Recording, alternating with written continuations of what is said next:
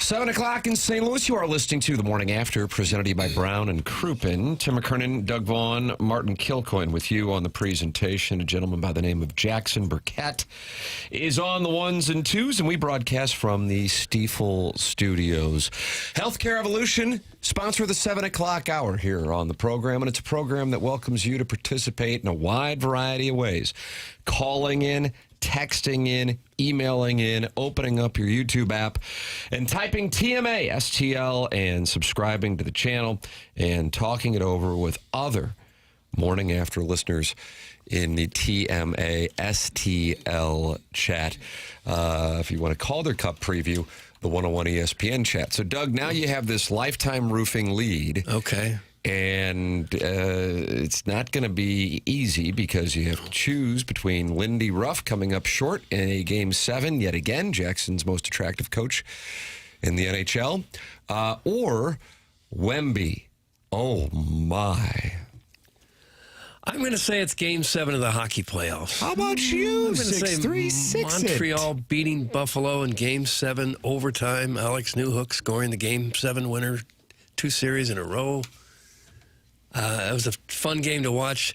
Such a tortured fan base up in Buffalo. I felt bad for them. Does every season of every team end in heartbreak? Seems to, and they outplayed the Canadians badly in the second and third periods. They were the better team. Just couldn't get one. Was that whistle too quick?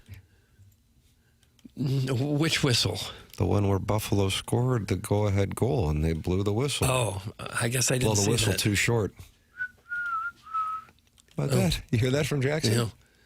At the same time, I was trying to watch Planes, Trains, and Automobiles for the first time. You were locked in on the hockey. first time? Yeah, I'd never seen it. Now, if Jackson were saying these things, we'd be mocking him. I know. And people would be texting in at 314-399-9646 on the attack and saying, you work at a sports talk radio station, and it's not even remotely close to Thanksgiving, although a delightful picture. How is it possible you had not seen it? I had never seen it, and I'd been chastised on this very show for not seeing it. So last night I said, okay, we'll watch that, and I'll watch the hockey game mostly on my phone. I'll do both. I have to say the movie wasn't as funny as I thought it was going to be. Some of those older comedies... Whoa! You're going after T's and A's? Some of the older comedies don't play as well as you think when you look back on them.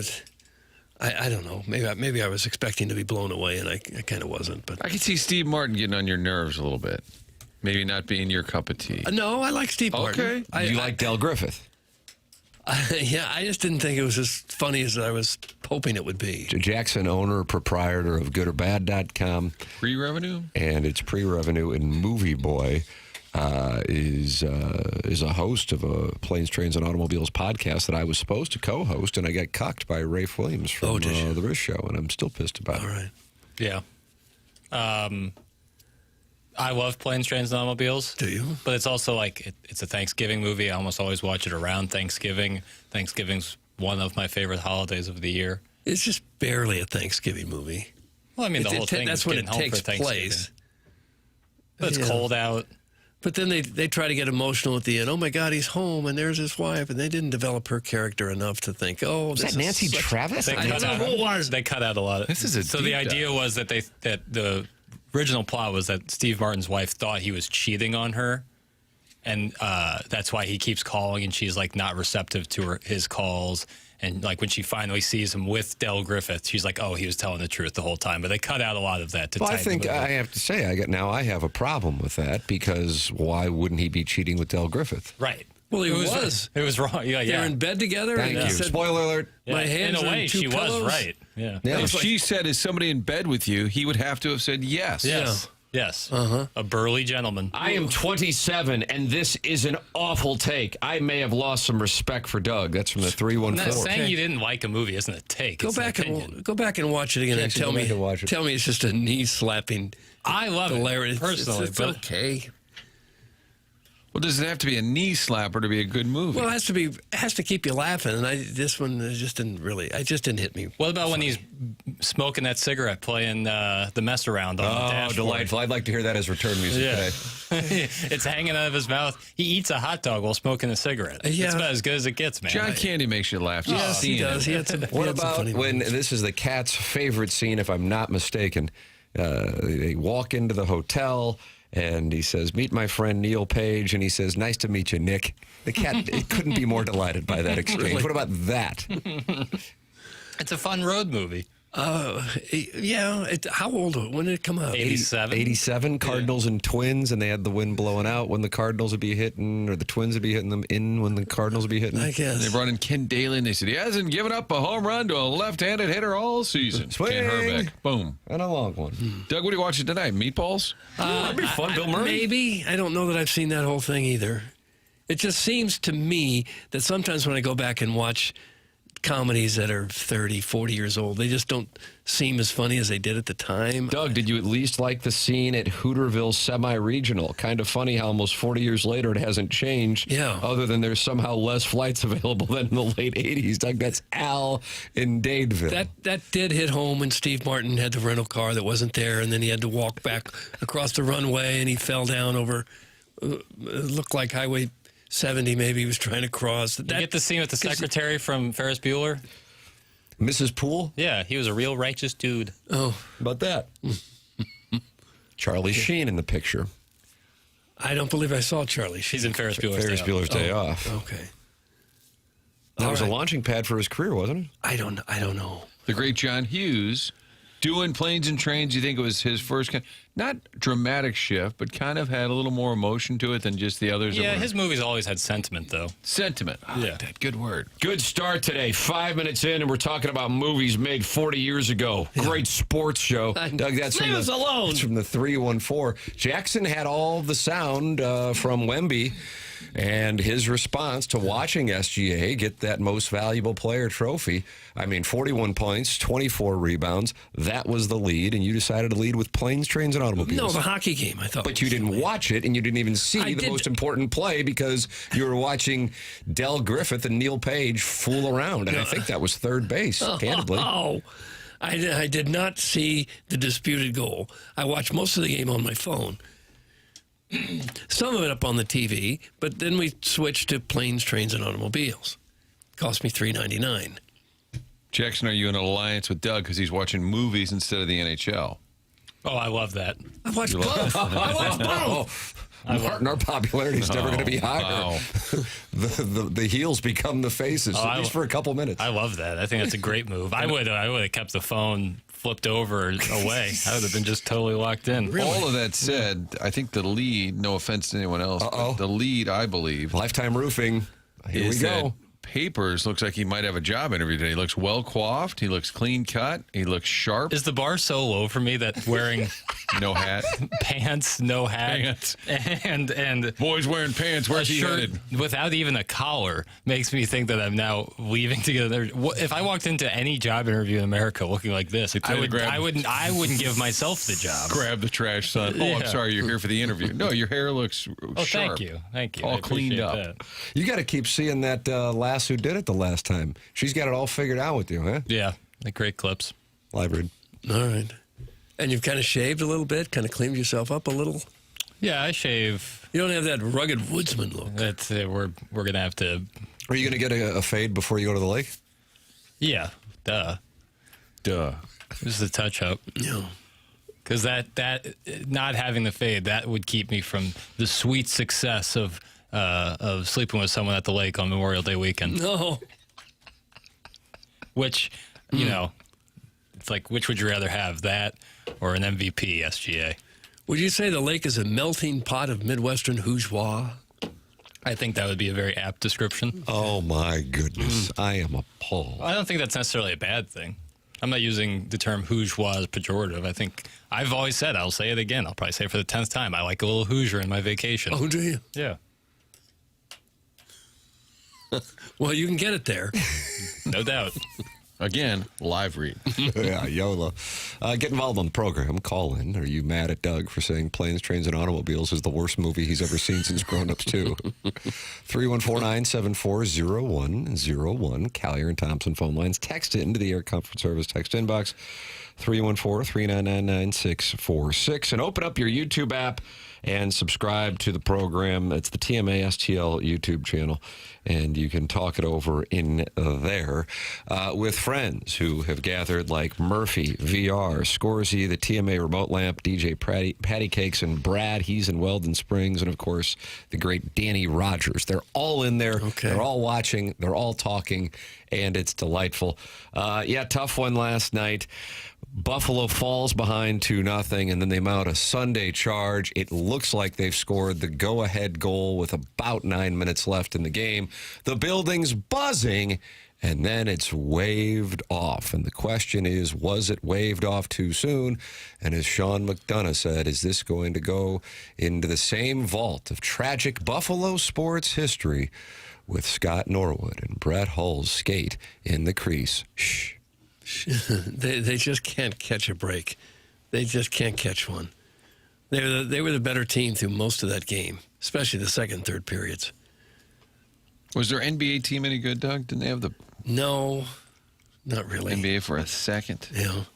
And the Bills have lost, 4 Super Bowls In a row. And then Zach Bolduc gets a goal, Doug. What if they win the cup with Zach Bolduc? Did they win the trade? Nice. Well, probably, yeah. I would say definitely. Here is Sean McDonough's call of the overtime game winner. Man's the puck. Shot. Score! Montreal wins Game 7. Alex Newhook. The game-winning goal in both Game 7s of these playoffs for Montreal. Good call. When you're watching those Game 7s, it occurs to me that every little inch of what happens affects your entire season. It goes back to all the work they did in training camp and the weightlifting and the nutrition they do and all the traveling and the hours and hours of practice and the long grind of the season. And then you get down to a game where it comes down to a ricochet of the puck or someone bounces it off the goalpost and your season is either made or broken. How about the fact they did the same thing? They had a Game 6 at home to finish off a series with Tampa Bay and lost, with Buffalo and lost, and went on the road for both Game 7s. Mm-hmm. What a run for Martin St. Louis. Jackson's most attractive coach in the NHL, Lindy Ruff, 10 years ago, was the head coach of the Dallas Stars when the Blues went in there and eliminated the Stars in the second round of the playoffs in a Game 7. Wow, unbelievable. Not only how unfortunate it's been for Lindy Ruff, but how Jackson, his appearance, is holding up. He's great. Lindy Ruff. Welcome back to the show, Jackson. Handsome guy. And this is from when you rated the appearance of the NHL hockey coaches? Yeah, he liked Scott Arniel, too. Mm-hmm. Yep. Okay. Rod Brindamore, his George Washington. The bod. How about Montgomery? Jim Montgomery? That's right. It wouldn't Awkward be, here on the home of the Blues. It wouldn't be right for me to judge the appearance of the local coach. That's the right answer. All right. No, but Lindy Ruff kind of has that look, you know. Just a strange thing for you to be rating. Well, no, just like morning coffee, maybe a fried egg sandwich. Yeah. Talking it over. He's reading the newspaper. You feel comfortable. Huh. Watching all these other goalies in the playoffs really puts the spotlight on how much 50 and 30 really do moving the puck. Doug, that's from Skidman. You like when people use the numbers, Doug, instead of the names? No, I don't like that. I don't care for that. He's talking about how they move the puck. Is that what he said there at the end? Move your body? Was that Nina Sky like in 2000? 2001, you think? Jackson had like that as return Not familiar music with too. that. You'll recognize it when you hear it. You'll love it. You won't be able to get enough A lot of of it. return music. Yeah, we got a lot of return music today. So our guy Dobesh out of DeSmet, Doug. Yeah, is how about advanced. him? Yeah. Did I doubt this is the case? It wasn't a Scott Van Pelt. I think Scott Van Pelt might be done once the NBA Finals are done for a few months, and good for him. He's earned it. So it was the B Team Sports Center. But it was like a Saturday Night Live skit with Dobesh on following the game with two people who clearly know absolutely nothing about hockey or who he is, and if he wasn't wearing the goalie pads, I'm sure they would have asked about him being a forward or something like that. Who's big for you? It was essentially a who's big for you interview. It was pretty big. Man after my own heart. It was something to behold. I'm like, oh, I can send this to Jackson for some sound. Here's the Pride of St. Louis on his way to the Eastern Conference Final. Big time underdogs against the Hurricanes, who haven't played in forever. And it was like, how do you feel? What do you think of that game? Major surgery was needed to fix the Canucks. Oh, come on, don't say Canucks. And why do they say the Canadiens instead of the Canadians? I thought it was the Canadiens. A lot of times you hear people say the Montreal Canadiens. I like I thought that was the name of the team. I'm talking about the way you're pronouncing Canadiens or Canadiens. I get so much flack about how I pronounce Bengals, and then you come up with that. Well, you hear it all the time Half-baked take. in hockey. Half-baked take. You hear people call them Gibberish. the Montreal Canadiens instead of the Montreal Canadiens. Because they're from Montreal, it just sounds better. I thought it was a French-Canadian thing. I think, and I could be wrong, Tim, but I think Jackson's got a little edge towards Doug just because of the movie take, just out of the gate. No, that's gonna couldn't set it disagree off. more. I'm Okay. I'm so proud that Doug decided to watch Planes, Trains, and That Automobiles. makes you proud? Yeah, instead, Game 7 hockey. It's not about you watching Planes, Trains, and Automobiles. It's about you prioritizing that over Game 7. Oh, of the Sabres. I'm telling you, I watched both. Then how did you miss the controversial call? I guess I turned it down and I was watching the movie. Was at it that during the second. shower scene? Is that why? It could have been. I think that's why you didn't enjoy it as much, because half your attention was on the Maybe ice that hockey, was it. I you don't know. Me personally, I that's have a to good lock take. in. That's a good take. I have to lock That's a into good take. something. I can't do both. You know, Doug, do you prefer calling Montreal the Habs? Thanks. That's from Hal in Hillsborough. I don't know. What's your favorite hockey team nickname? The Flip that Habs. off. Okay. Riveting. Are there other teams that have nicknames that I can't think of right off the top of my head? I would imagine. The Note. You mean alternate names? Something Yeah. other than the Yeah. Lightning or the Ning? There you go. Nice, real Now you're nice. getting somewhere. Okay. Hurricanes or the Canes, that's kind of lazy. You know, So to be clear, Doug failed to watch two things at once. Outstanding, old man. That's from Jugs in D.C. but I did He's watch not both happy. things. I guess the Rangers are the blue shirts. Yeah. Canes. Are you guys just going to ignore the Pac-12 and Mountain West reaching a settlement agreement? That's from Just Don't Press Push. Probably will. Probably will ignore that the whole show. Like it never happened. That's if you look at the Polos Plus dossier 7-2. Oh, gosh. So you best read up on it Okay. because Sorry, I missed that too. Yeah. It's time to talk about Colorado State, baby. the Rams. Remember Yeah. that? Probably the Fort Collins. Yeah, north of Denver, Colorado Springs, south of Denver. And not very far away. Yeah, about an hour. Garden Most of those Gods down populated Yeah, cities. I went to that thing. It's kind of a cool spot, south of Denver. Most of those populated Colorado cities are right along that same line, north and south. What's that all about there, Papers? It's just east of the mountain range. Right, Right. just east of the mountain range, whereas west is just pretty much, Mountains. or west is mountains. East would be like plains, like the Great Plains. Right. Not very great to live in. Eastern Colorado looks like Kansas. Right. There's your Colorado geography. Anybody ever been to Wyoming? I've been to Laramie. I have not. Did you go for that Missouri game? I went for a puts Sigma, Jackson in a Sigma Chi conference. Wow, what was going on In there? college? Well, Conference. no, when I was 40. I don't I know. wouldn't mind just going to the Sigma Chi conference. Maybe you were a guest Buddy, speaker. I'll be back. Keynote speaker. I'm taking the Iota Pi chapter What do you and discuss? chaperoning. What do you discuss at a fraternity conference? You know, I don't recall. Oh, I had to do that too. It's really Did you? lame. A lot of meetings. About what? Who knows? Probably like rush. Pay your dues. No, rush techniques. If you were like in a certain position, I can And imagine Sigma you Chi, have like to do it. how to hide the drugs and beer. And Oh! Bo! at big schools, Yeah, not at I small dropped schools down. like Marquette, but Right. at big schools. Whereas academics is, of course, the. It sounds like just an excuse to have a vacation. and No, have a I would much party. rather have been home.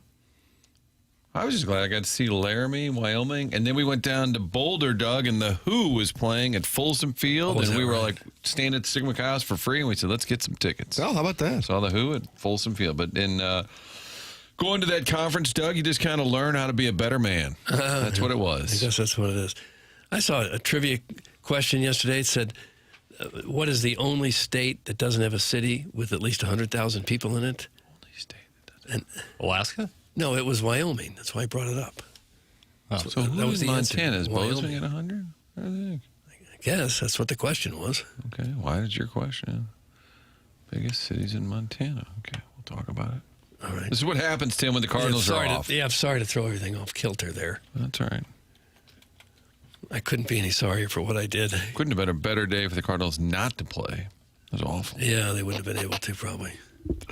Beer Cats is not happy with after the morning after, and he's filing his grievance here, reaching larger people, larger number of people. Can we talk about Tim and Jackson completely checking out of yesterday's ATMA? Doug, that stands for after the morning after. Okay. While Iggy dropped derogatory terms and then justified it because that's what porn calls it. At one point, Tim was yawning and doom scrolling. After the morning after had a nice run, but as always, can happen. That's from Beer Cats. He says the show is over.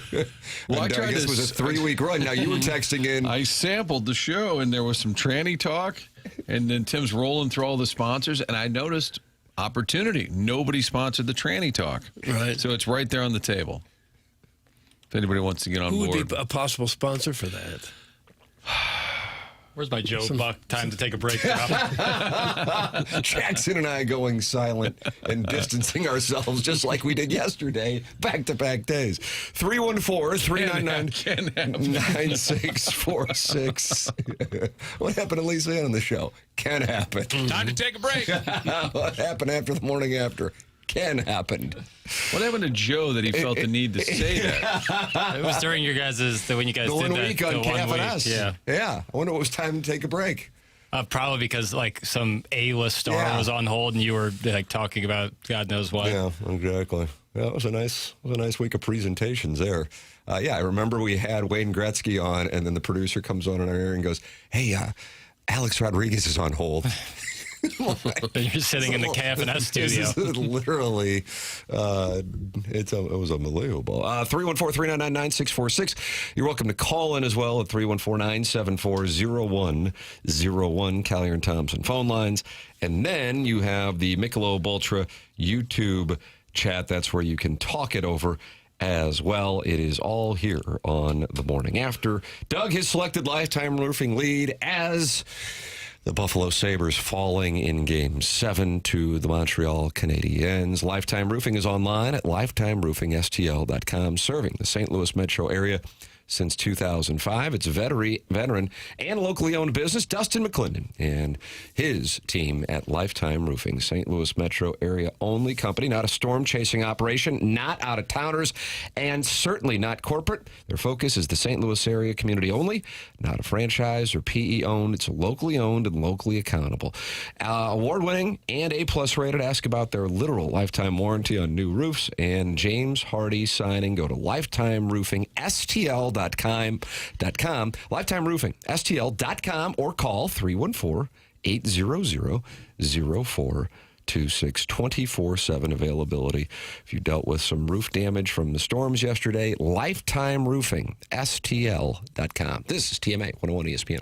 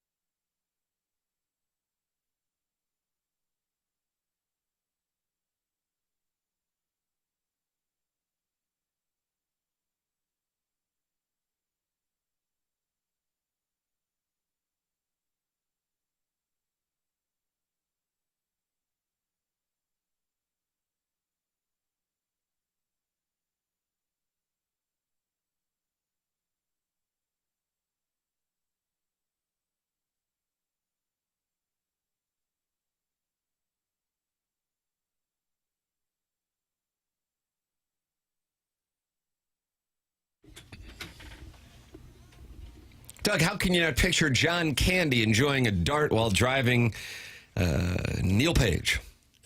Yeah.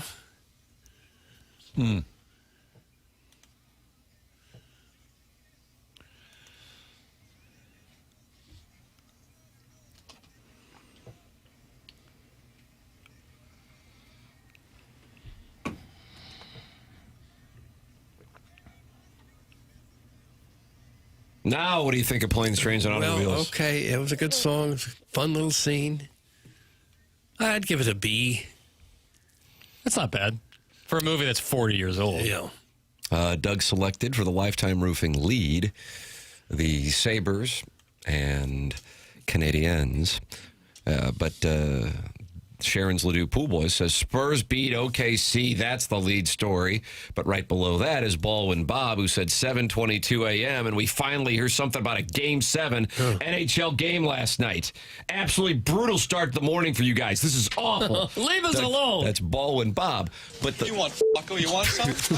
but the problem with Baldwin Bob's take, and I'm a fan of it, is we did talk about it as the Lifetime Roofing lead, which then Doug caught hell from Sharon's Ladue Pool Boy for selecting as the Lifetime Roofing lead instead of the Spurs beating OKC. Game one.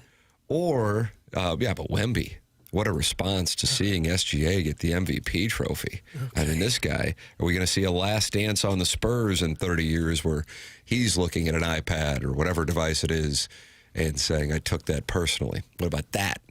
I saw a graphic yesterday that said the last 8 MVPs are guys not from the United States. Correct. The last one would have been James Harden, last American-born.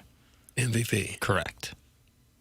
It's hard to believe, isn't it? 2 years of Giannis, Embiid, Jokic, and SGA, Canadian. Yeah. Okay, that's about all I had to offer on that. It's the way it goes, man. And I would tell you, probably not going to be another one for a while with Wemby, Luka, Jokic, and Shea Gilgeous-Alexander. A couple kids at St. Gabriel's that I think could end that. Yeah. Only if Cal Kennedy becomes commissioner of the NBA. Wow. Have fun. That'd be great. I would retain defense counsel now. If the NBA didn't expand to Seattle or Vegas or even St. Louis, but to St. Gabriel's, the St. Louis Hills. St. Gabriel's got an NBA franchise. But didn't change Where the are you gym gonna or park? anything. Will it work in St. Louis? No. Will it work in St. Louis Hills? Yes. Yeah. Thank you. Yeah, you park at Francis Park. Also, like a suggestion for the Lifetime Roofing lead here is, Doug, the Tarps Off boys are back tonight. We thought we said really? farewell 24 hours ago. We had 2 of the Stephen F. Austin boys on from the Tarps Off and right field contingent. Thought that they were heading back to Texas. No. The Cardinals and the crew have reached a deal for them to come back for Game 1 tonight against the Pirates. More Tarps Off. I guess school's probably out for the year, for the summer, so they can stay. If you're the Cardinals, would it make sense to give a whole bunch of them free tickets for every game the rest of the year? Just Well, have I don't their know own about little the section? At least for tonight, for sure. Reach out. Say, hey, if you guys are still in town, we'll throw you some seats. Probably Tuesday night, probably some seats available. Oh, yeah. And it's starting to happen now at all the other MLB. Did you see that last night? Was it Tampa Bay? I did see that, yeah. Starting to pop up. Angels had it. It all started right here. It did. After it started in Stillwater, after it started in Bloomington. But baseball-wise, it all started right here. Mm-hmm. Yeah, I think it'd be kind of cool to have them give them their own little section for the whole year if they want it. The forecast may cause some problems for the festivities tonight. It's been raining like crazy around the St. Louis area. And, Martin, I got storms and rain in the forecast here tonight. For tonight? Yeah. And tomorrow. And Thursday. Hopefully the boys can push their exams back and just stick around. Try to get that next game in. And Saturday. Blow off exams. And Sunday. And then Monday. And then next Tuesday. And then next Wednesday. Every single day between now and next Wednesday, more than 50% chance of precipitation. 90% tonight, 85% tomorrow. Doug, 60% on Thursday, and Jackson's Memorial Day weekend, where he chases down menthol-smoking divorcees who drive the T-tops down, could be hindered substantially by precipitation. Does menthol smoking add to a kind of a lower, raspier voice? I wouldn't say more so than any other kind of cigarette. It certainly would be a mintier kind of fragrance. But that's what you like in your older gals? Sure. Yeah. Like a cheap breath mint. That's what I'm looking for. A cigarette is like a breath mint? Well, no, that kind of smell, you know? Yeah. Doug, by the way, I'd like to apologize. Billings is 120,000 population, so there's your Montana largest city. Yeah. So your question remains, the only state to have no cities with more than 100,000 people would be Wyoming. Here it is. It goes back to that. Mm-hmm. Hard to believe that doesn't seem like a whole lot of people. I mean, O'Fallon, Missouri's got almost 100,000 people. Is that right? Yeah. It's up to like 90,000, I think. How's the lead not city? It's from the 636. In what capacity? They play tonight. They have the U.S. Open Cup. So they want us to preview? It's a quarterfinal match with the Houston Dynamo. I get people ready for. Yeah. In the Play-A-Palooza party, says City has a real chance to advance to the semis tonight. Doug, the Dynamo. Okay. Well, if we can just get some offense, if we can, put 3 or 4 orbs in the onion bag, I think there's a good chance we could advance. We got to keep it out of our own net, I'll tell you that much. Doug, it's an MLS opponent, but it's not an MLS match. This is part of the U.S. Open Cup. Okay. A historic tournament that they weren't part of. The MLS wasn't part of it for a while, and the fans got mad, and there's still a little bit of a hangover. So like tonight, normally you tune into a City game, it's packed. Yeah. Maybe half full tonight. Oh, really? Is that all?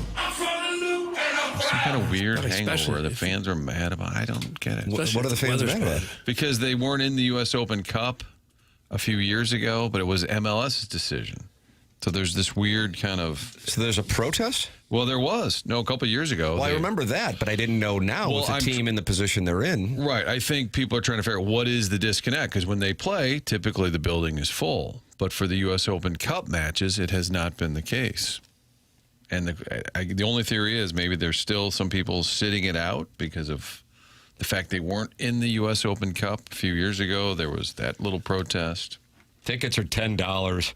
That's from Just Don't Press Push. He sounded depressed about it. He does not believe it should warrant being the Lifetime Roofing lead because tickets are $10. The thing is, though, I would imagine you can get $10 tickets for tonight's festivities at Busch Stadium. Just looked. That'd be confirmed? accurate. Yeah.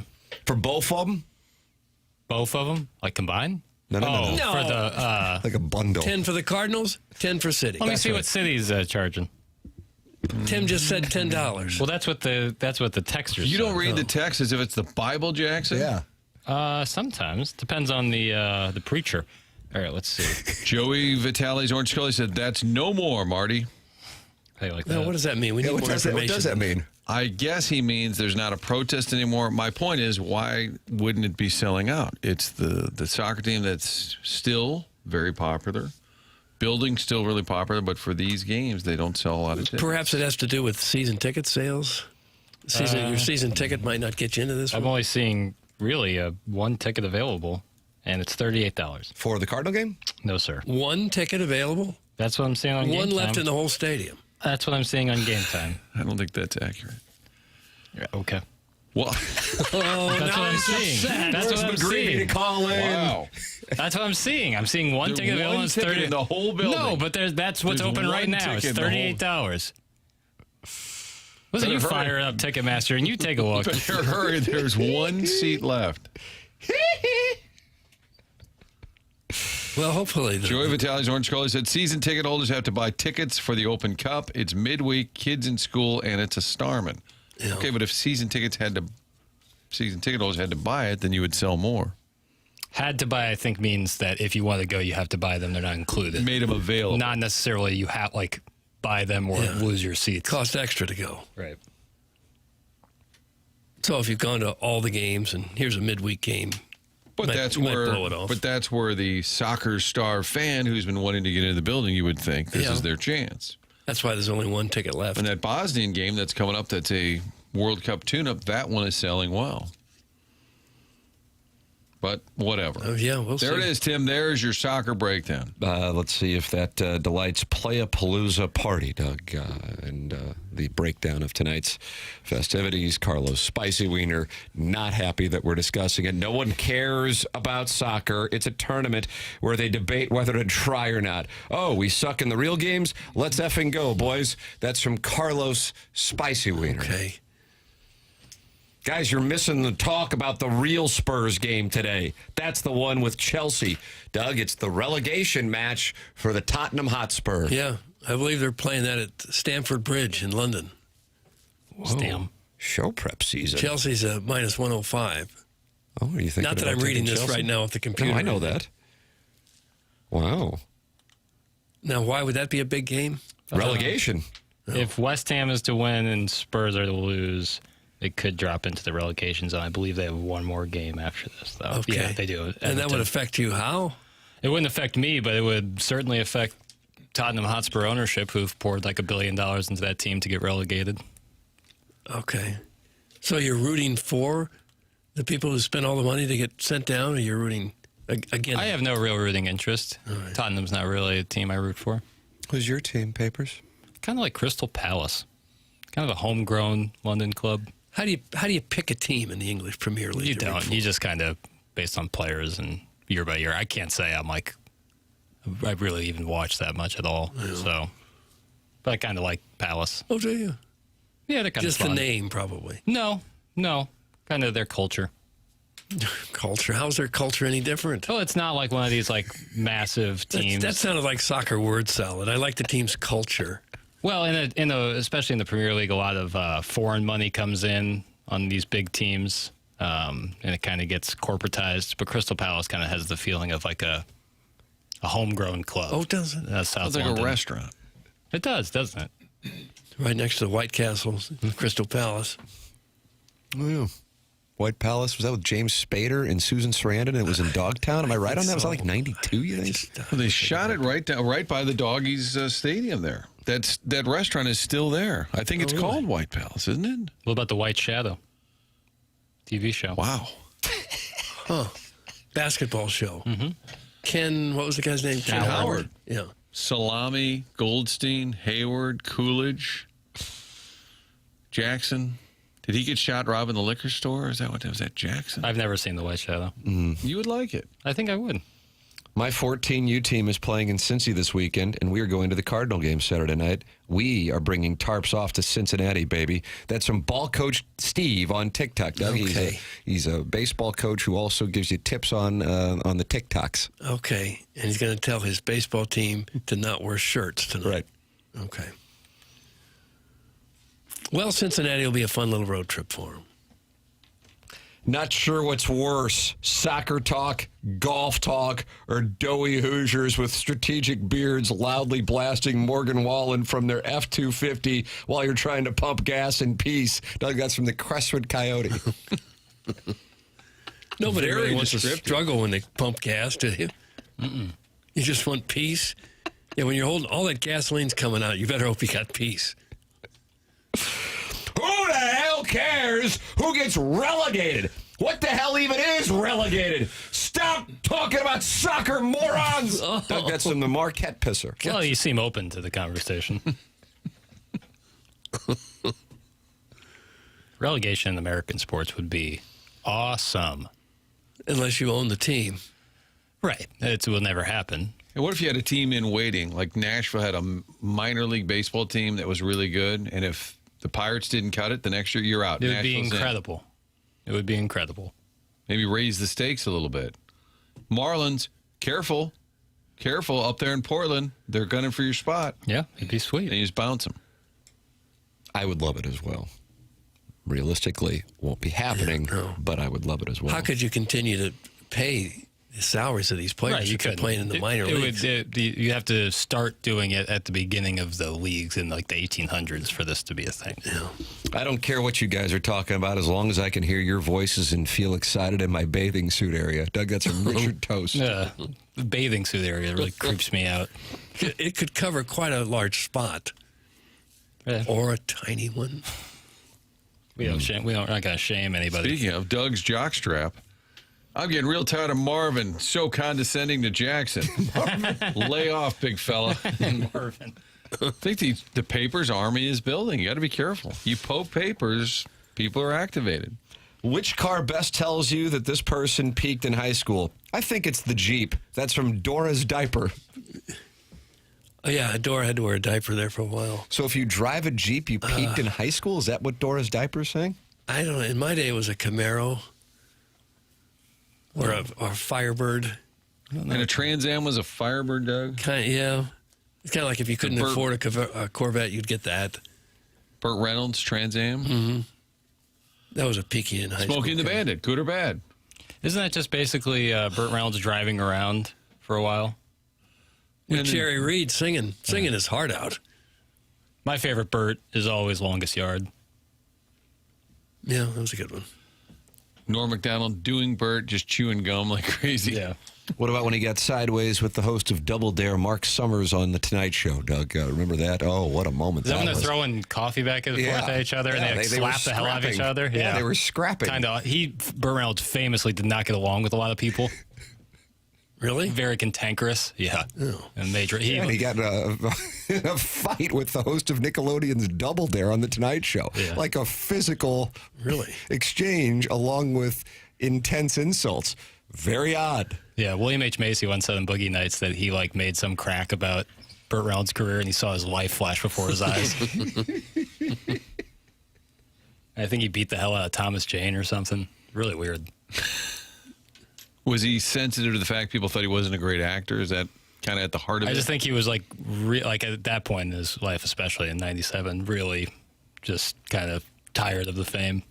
I am so sick of papers and his schoolboyish takes. And then he plays the victim when he gets called out for objectively wrong opinions. That's from the 314. Jackson, do you have schoolboy takes? I don't even know what that means, but this gentleman's welcome to call in and expound. Wow, call in, big man. 314-974. Let's open 'em up. Let's go. Open them up. 314-974-0101.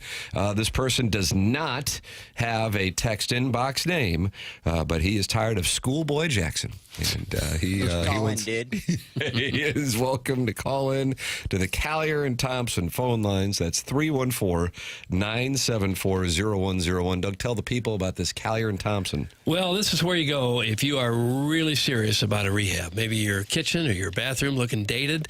You can't let it go. You can't let it go too long. If it's been 25, 30 years and you haven't remodeled, then you're falling behind, and it's a great investment in your house to make your home look just as good as it possibly can. And Collier & Thompson is right there to help you through that. They've been in business since the 1950s now. You can imagine all the tens of thousands of homes that they have worked on and improved in the St. Louis area. Collier & Thompson also has their own painting division. Phil, the manager there, has a 5-person team. If you don't want an entire remodel, trust the Collier & Thompson paint team to do it the right way. It makes a huge difference in the look of your home. Collier & Thompson always updating their showroom with fresh ideas. Stop in, check it out. They have more than 10,000 square feet in their showroom, more than 20 kitchen displays. You can get some great ideas on what to do to your house. And Collier & Thompson is that remodeling company that you can trust. As I said, they've been around for a long time, got absolutely the best carpenters and painters and electricians and plumbers. They will do the job right for you. And if you're not happy when it's done, they will come back and make sure you are happy by the time they finish. Come home to quality. CollierandThompson.com. They're located on Manchester Road, just a little bit west of 270 next to Uncle Bill's Pancake House. Collier & Thompson. Come home to quality online at CollierandThompson.com. And we are taking phone calls, and whoever called Jackson Schoolboy Jackson goes to the front of the line, 314-974-0101. That is how you can call in to the morning after. You are also welcome to text in at 314-399-9646, Air Comfort Service text inbox, and, of course, talk it over in the Michelob Ultra YouTube chat. That is youtube.com/TMA.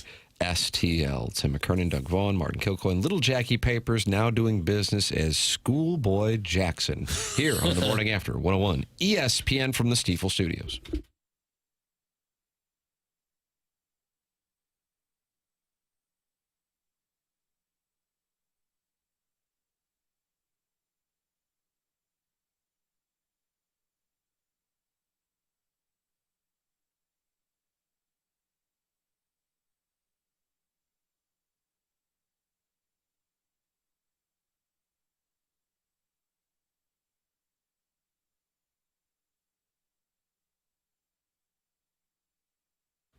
High-quality products installed by professional installers. Talking about Michael's Bass. Michael is the owner. His daughter answers the phone. Family-owned operation now for 3 decades. All 5-star reviews. A+ rating with the BBB. So you want to make sure when you're redoing that bath, that's all they do. Michael's Bass. That's it. Bathrooms. We're working with them right now. The kids' bath needed a makeover, hit and refresh. They met with us, and the folks that come out, they're not salespeople. They are former installers, so they know the process through and through, whether you're doing a tub-to-shower conversion or a full high-end bathroom remodel. They do it all. New premium wall options are available, too, designed to bring a custom look to your home. Give it that spa look that you've been going for. Set up an appointment. Have them come out, take a look. It's 636-775-0800. 775-0800. Their own installers. That's all they do is bath conversion. So set up the appointment or go online to michaelsbass.com. If you hear this ad, that means you are in their area. They will come to you and get a review. Hit the refresh button on that stale old bathroom. You can do it with Michael's Bath. 636-775-0800.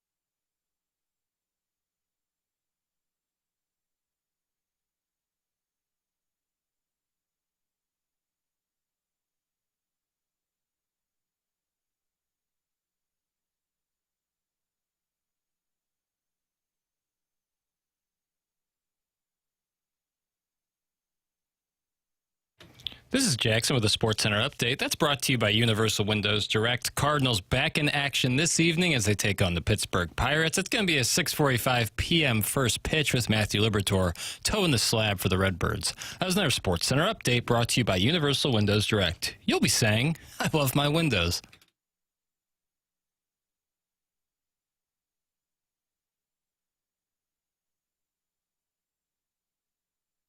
Sky song I was talking about. Okay. Jackson's bouncing around like he's on a Sibian. Look at this guy. You like this, Jim? Really good. Cover art is horrific. What's going on with the cover art? It's like a bad college dorm tapestry of like the universe. And then two beautiful women, don't get me Nina wrong. Sky don't play. But Nina Sky stylizes her name in the album with herself as a silhouette as the I, and then her with a sort of power stance as the A. And it feels very early 2000s. Boy, you got a lot out of that picture. Well, that's what I do. Theater of the mind out here, baby. But this is good. Is this what you would dance to at the wheelhouse by yourself? Tin Roof is where he dances best. I could cut up a rug to this song. Well, these are twin sisters, Doug. Did you know that? The albino sisters. I didn't know that. They're albinos? No. That's their last name. Oh. Nicole and Natalie Albino. Okay. The name of the group, Nina Sky. And Jackson's having a big day on the return music. Can you carry this momentum forward? Well, both these tunes that we've played, Mess Around by Ray Charles and then Move Your Body by Nina Sky, were mentioned on the program, so I didn't really do anything. Ray Charles is one of the absolute best. Indeed. Maybe the Mount Rushmore of entertainers? Yeah. I think he'd be up there. Singing entertainers. Yeah.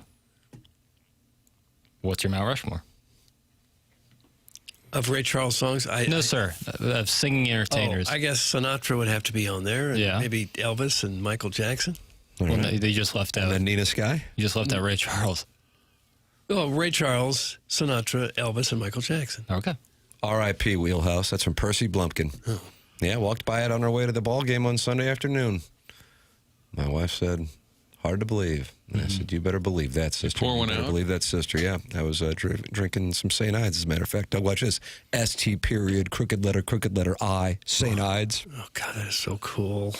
Was that Ice Cube? I don't know who the endorser. was. And Carl Weathers was King Cobra, and Billy D. Williams was Colt 45. Am I right on those? It seems right. Should we try to open up our own little nightclub right there? Try to just take that lease? For 50-year-olds with families? Well, yeah, like during the day it'd be that, and then called the nightclub PGA Tour champions. The Banty Rooster. The name is obviously the Cuckolds. Just simply Cuckolds. Cuckolds? Mm-hmm. And just have a chain like that'll start popping up in airports. I think so. Yeah. We got an hour layover. You want to go get something in Cuckolds? Yeah. I got theater points. style seating. Mm-hmm. Yeah, I kind of like that. Theater-style seating. Well, if it's going to be Cuckolds. So, like, I'm going to get chicken wings and I got to eat it in a theater-style seat? Right. Well, I guess your significant other is sleeping with someone else. People would go in there just to see what the hell is going on in there. Yeah, I think we'd have a really nice first 2 weeks, and then the novelty might wear off, and then people would be like, damn, I'm not going there anymore. You could have some Davenports in the corner. But if we had good wings, we'd have good wings, good fries. I think we could have something there. What was Wheelhouse before Wheelhouse? Doug? What was that? Boy, I don't know. It was probably an office You know, building or papers? something. I don't. Was it something? I don't even know when Wheelhouse started. I don't have that. Wasn't there that long, really, I don't think. Oh, well, I remember going to the Cardinals and Cubs game 1 of the NLDS in 2015. The Cardinals were victorious, but they would lose the next 3 to the Cubs, who would then lose to the Mets in the NLCS. And I remember seeing Jason Mott, a member of the Cubs, there after the game. Oh, so really? 2015, certainly live. I think earlier than that. But I'm citing a specific to know as a baseline. But I feel like Jim Edmonds and I, when we were doing our show in the afternoons, we had the famous Kevin Demoff interview with "There is no secret plan," when it actually turned out there might have been. There might have been. Clearly there was. A secret plan in that Admitted interview. by the same guy. Well, that's right. From October of 2014. So, I mean, there's another baseline memory, Doug. Do you have any memories from like the aughts where you were at Wheelhouse and No, hanging no. out and getting bottle service? No, I remember we did a show or two from there, didn't we? I don't think it was there too long. I don't think it had a 20-year run even. Did it? There is no secret plan. How about that? There was. From Reddit, things just pop up from Reddit. Wheelhouse is shut down until 2022. They openly admit violating public health mandates, and their response is a horribly worded post on Instagram. That's Reddit.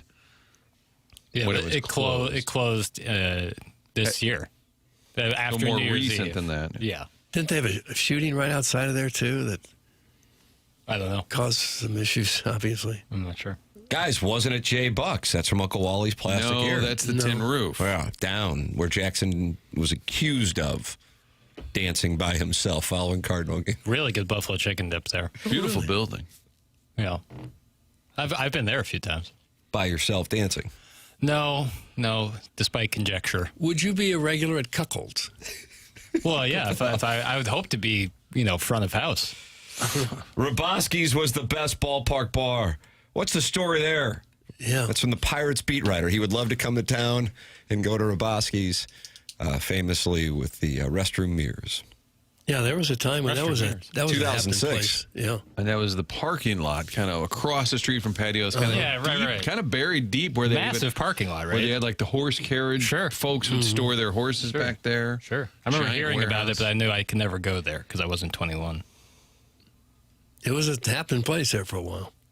Why don't we go there and see what the word is? You know what I mean? Everyone's going to Cuckold now. Okay. I guess Ballpark Village probably took that out of business. What, Cuckolds? Roboski's? Oh. No, nothing. Put Cuckold's out of business. Dawson's Creek's really flaunting his vocabulary today. Jackson, do you feel like you're flaunting your vocabulary? Yeah, probably. Yeah. Probably doing too much. Don't try to do too much. Yeah, center myself. Right. Pull it together, boy. Pull it together, boy. Pull it together, boy. Pull it together, boy. Yeah. I need like a life caddy. Someone to just pull me aside and say, hey, let's take a little bit off that 60 degree there. Did you see that PGA player, Higo? Garrick? Yeah. Yeah. He has parted ways with his caddy. Oh, wow, He couldn't really? get him to the first tee on time. Oof. But he said the caddy was yelling at him to hurry up and go. And he was putting and just didn't worry about it. And then he went out and shot a 67, but because of the two, and would have had a share of the first round lead. He missed the cut. Wound up shooting a 60 and missed the cut by one shot. Yeah. After a 2-shot penalty for showing up 1 minute late. Yeah. It seems like they could share the blame on that one. It's the golfer's fault. Yeah, but the caddy has to be adamant. He said the caddy was yelling at him. Didn't yell enough. Yeah. Yell at her. I think it's all on the player. He's either got a watch or he's got a phone telling him exactly what time it is. If you're not a big boy and can't get yourself there on time, it's all on you. It's on nobody else. It'd be really tough. Like Scotty Scheffler has a huge Rolex deal. If like you were a Rolex sponsored athlete and you showed up late to a tee It's the time. wrong time, yeah. Lost track of the time. Yeah. That'd be tough. Well, all you have to do is look at your phone and you've got the exact time. To blame that on anybody else is really kind of bad form. I see what you're saying. Cost him a lot. Cost him a lot of money. Yeah, ton. I talked about that Alex Smalley $1 million birdie on 18. He was 5 under and to tie Rahm to get to 6. Yeah. He needed to birdie on 18. Made an extra $1 million. Oh, nice. Tim, a couple of people are saying flying saucer was what preceded Wheelhouse. Think of Not a sure. flying saucer? No. It sounds When I had my 8-month stint in Little Rock, Arkansas. Why, from July of 99 to March of 2000 before joining Doug at Camo VTV in St. Louis, Missouri, a Belo-owned property. Flying Saucer was the place to go in Little Rock, Arkansas. Was it really? It was. Belo? That's right. Like my brother Belo? Doug? What? You ever seen Borat?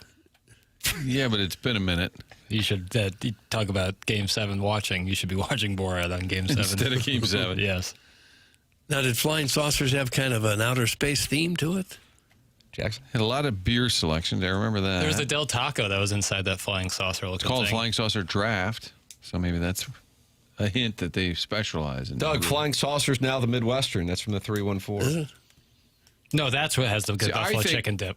Midwestern. I recant my statement about Tin Roof having good buffalo chicken dip.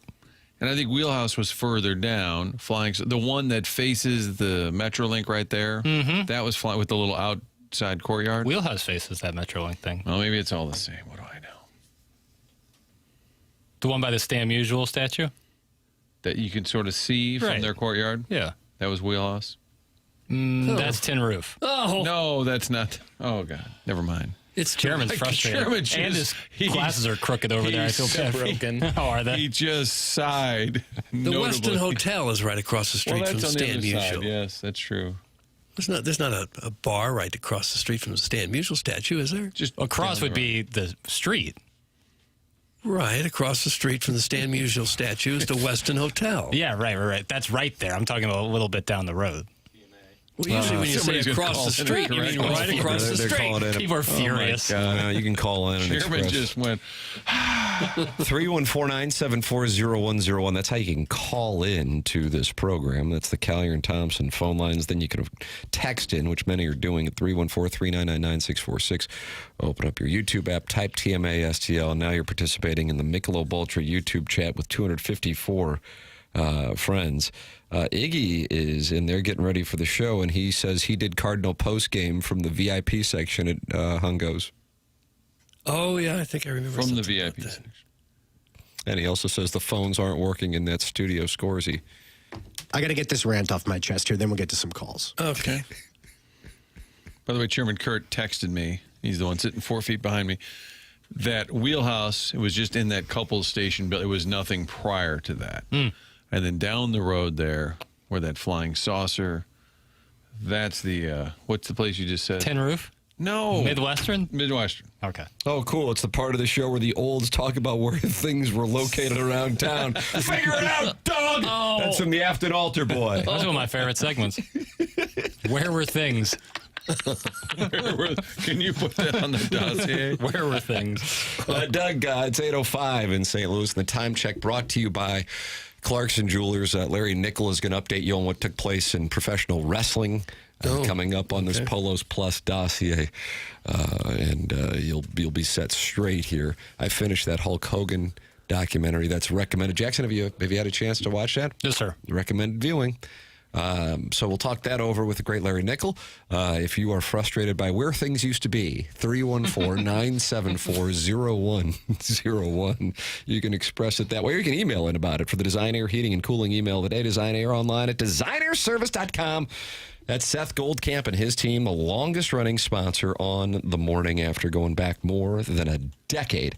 Online at designairservice.com, and that's where you go, and you set up that service plan. So they come out and take care of your air conditioning at the start of the warm weather months, and then come out to test your furnace and tune it up for the cold weather months. It's now out of sight, out of mind until Designer says, hey, it's time for us to tend to your HVAC system. Martin's a client, Doug's a client, I'm a client. It's Design Air Heating and Cooling online at designairservice.com. The program's called The Morning After. It's presented to you by Brown and Crouppen on 101 ESPN and the TMA STL YouTube channel.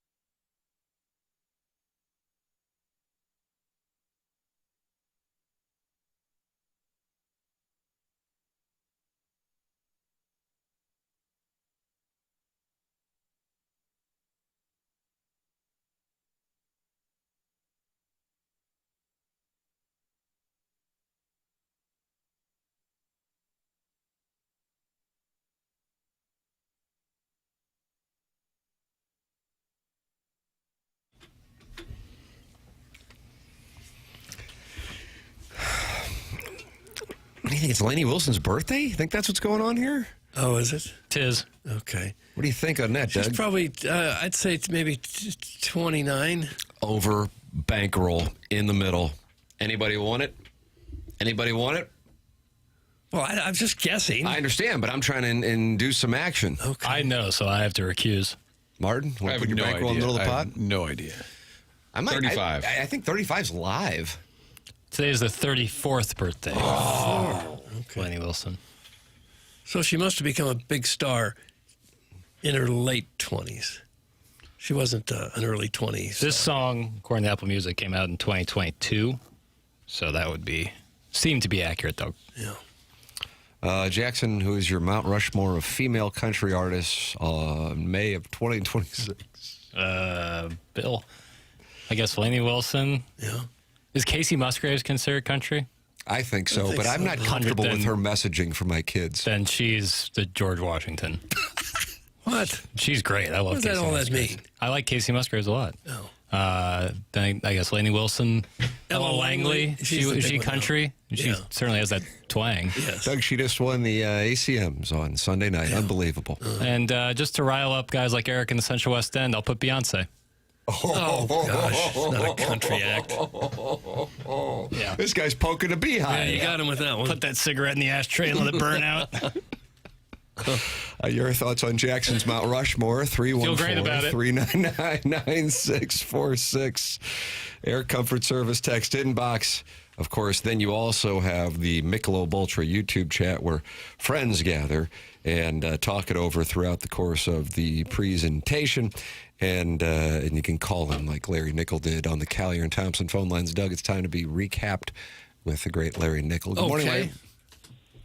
Hello, Nixie. Larry. Yes, Doug? Yeah, okay, there you are. We didn't hear you for a moment. You okay? Yes, I am, Doug. All right, good. So what's happening with you? Not much. All right. Well, you called in to give a report. Let's hear the report. Okay, Doug. Last night, there was a tornado tag match. Tornado tag match. What is that exactly? All four men in the ring at the same time. Okay.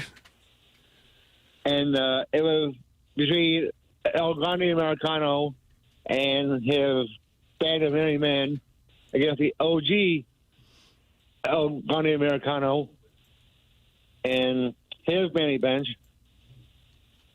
And of course and it happened to be the El Grande Americano and his many band, which was the tall Mexican, and they won the match. Okay, the tall Mexican won. Yes. Okay. Anything else happening on the show of note that we need to know about?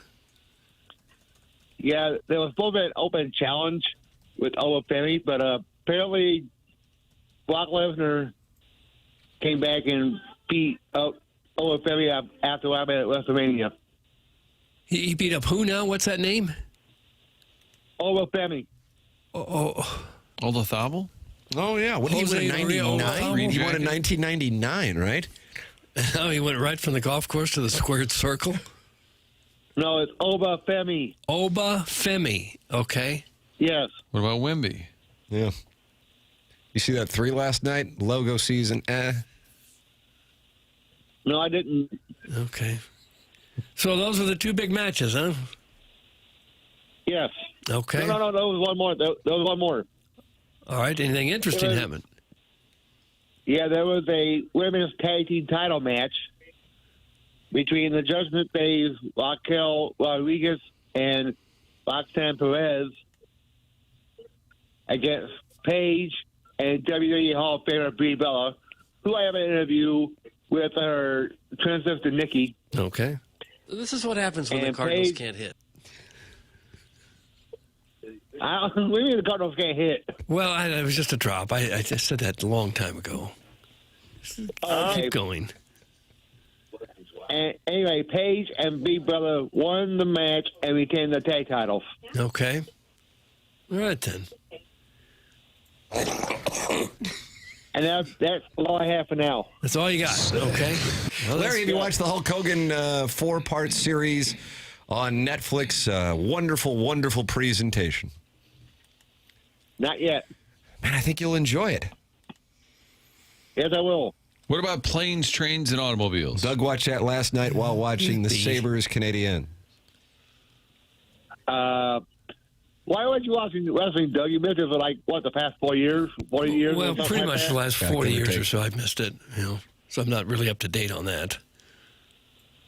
You need to be on top of this stuff when I do my reports, Doug. Well, that's why we have you, to let us know what happens, so I don't have to watch it. Well, you need to. Well, I don't know. Okay, what's coming up big? Another WrestleMania or Summer Slam or whatever? What's the next big event? This was like next watching big thing. the interview on SportsCenter Dobesh. with Dobesh So, after they beat what's the Sabres next? Well, last the night. Eastern Conference Final against Carolina. Amazing. So what do you got plans for? Well, the Eastern Conference Final. I don't. Let me ask the plowmaster this. Yeah. So what's the next big thing coming up? They're always promoting something. The Clash in Italy at the end of the month. Okay. The Clash Really? in That Italy. sounds novel. All right. Yes. Okay, well, you're not... I have. Okay, sorry to bother you this morning. Maybe the top 5 countries. Do you have that? Yes, I do, Doug. Thanks for asking. Okay, what would they be? Number 5 will be Mexico. Okay. Number 4 will be Venezuela. Number 3 will be Greenland. I almost feel like you're making this up as we Countries go. we have our eyes on. We're in the acquisition business. Iran, Mergers and acquisitions. Iran number 2, I'm guessing. Canada. Canada number 2. okay, again. That's live. 51st state. And, of course, number 1, United States of America. Yes, there it is. Listen to this celebration. Oh, my. Cardinals and Pirates tonight. A Jim Dandy. Tarps off. And, by the way, the Cardinals are coming. Chill out. Yes, Larry, God bless you, and God bless these United States of America. Yeah, God bless America. There Right, it is. Nixie. That's Larry Nickel, Doug, and now you've been brought up to speed. Okay. Got that match in Italy coming up. Yeah, what do you call it, the Clash of Italy or something? It'd be pretty cool to spend your whole life in America and only go to Europe to go watch pro wrestling. That's why you would go? It has to be for the fans that live there, right? It's not for Americans to travel over there to watch it? It's the first ever premium live event to be hosted in Italy. WWE Clash in Italy. That's coming up Sunday, May 31st, Doug. You said when? That's when. Okay. It's in Turin. So that'll really impress them. Hey, the Americans are bringing their fun and games here. Where? Turin. Turin? That's up by Milan, maybe, Okay. up there. Northern where the Italy. Olympics are, I think.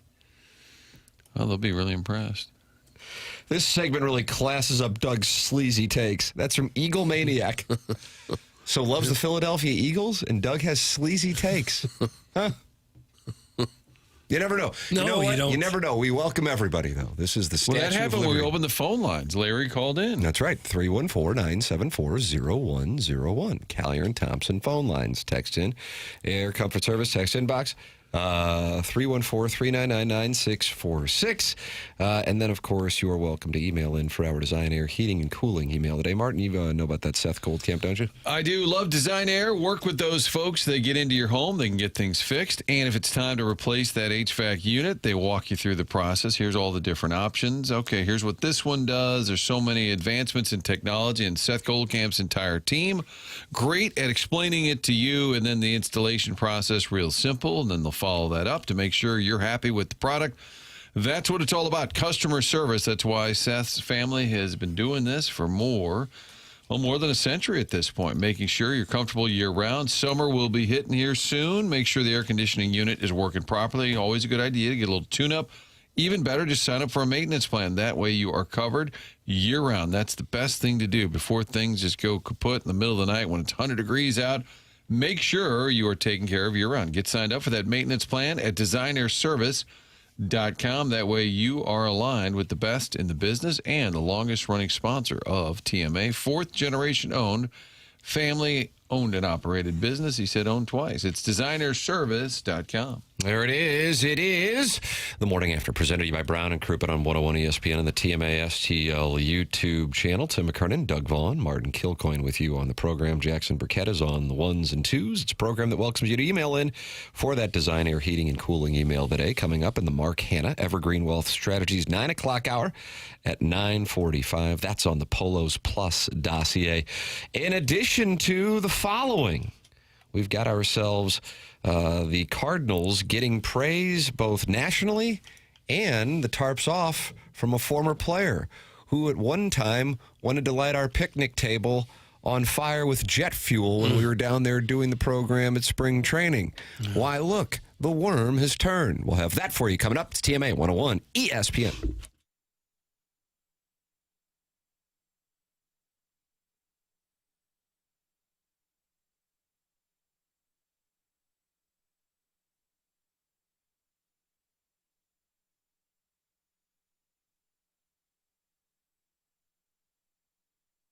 I had Roof Restore out to our home a few weeks ago, and man, am I glad that I did. Number one, by going up there and taking a look, the fine people at Roof Restore found a small hole in our roof, and that happens, of course, after a few years on a house, and then that can lead to leaking in the roof, water damage, and now you've got yourself a real problem. Or you can treat your roof like you treat your car and get it maintained.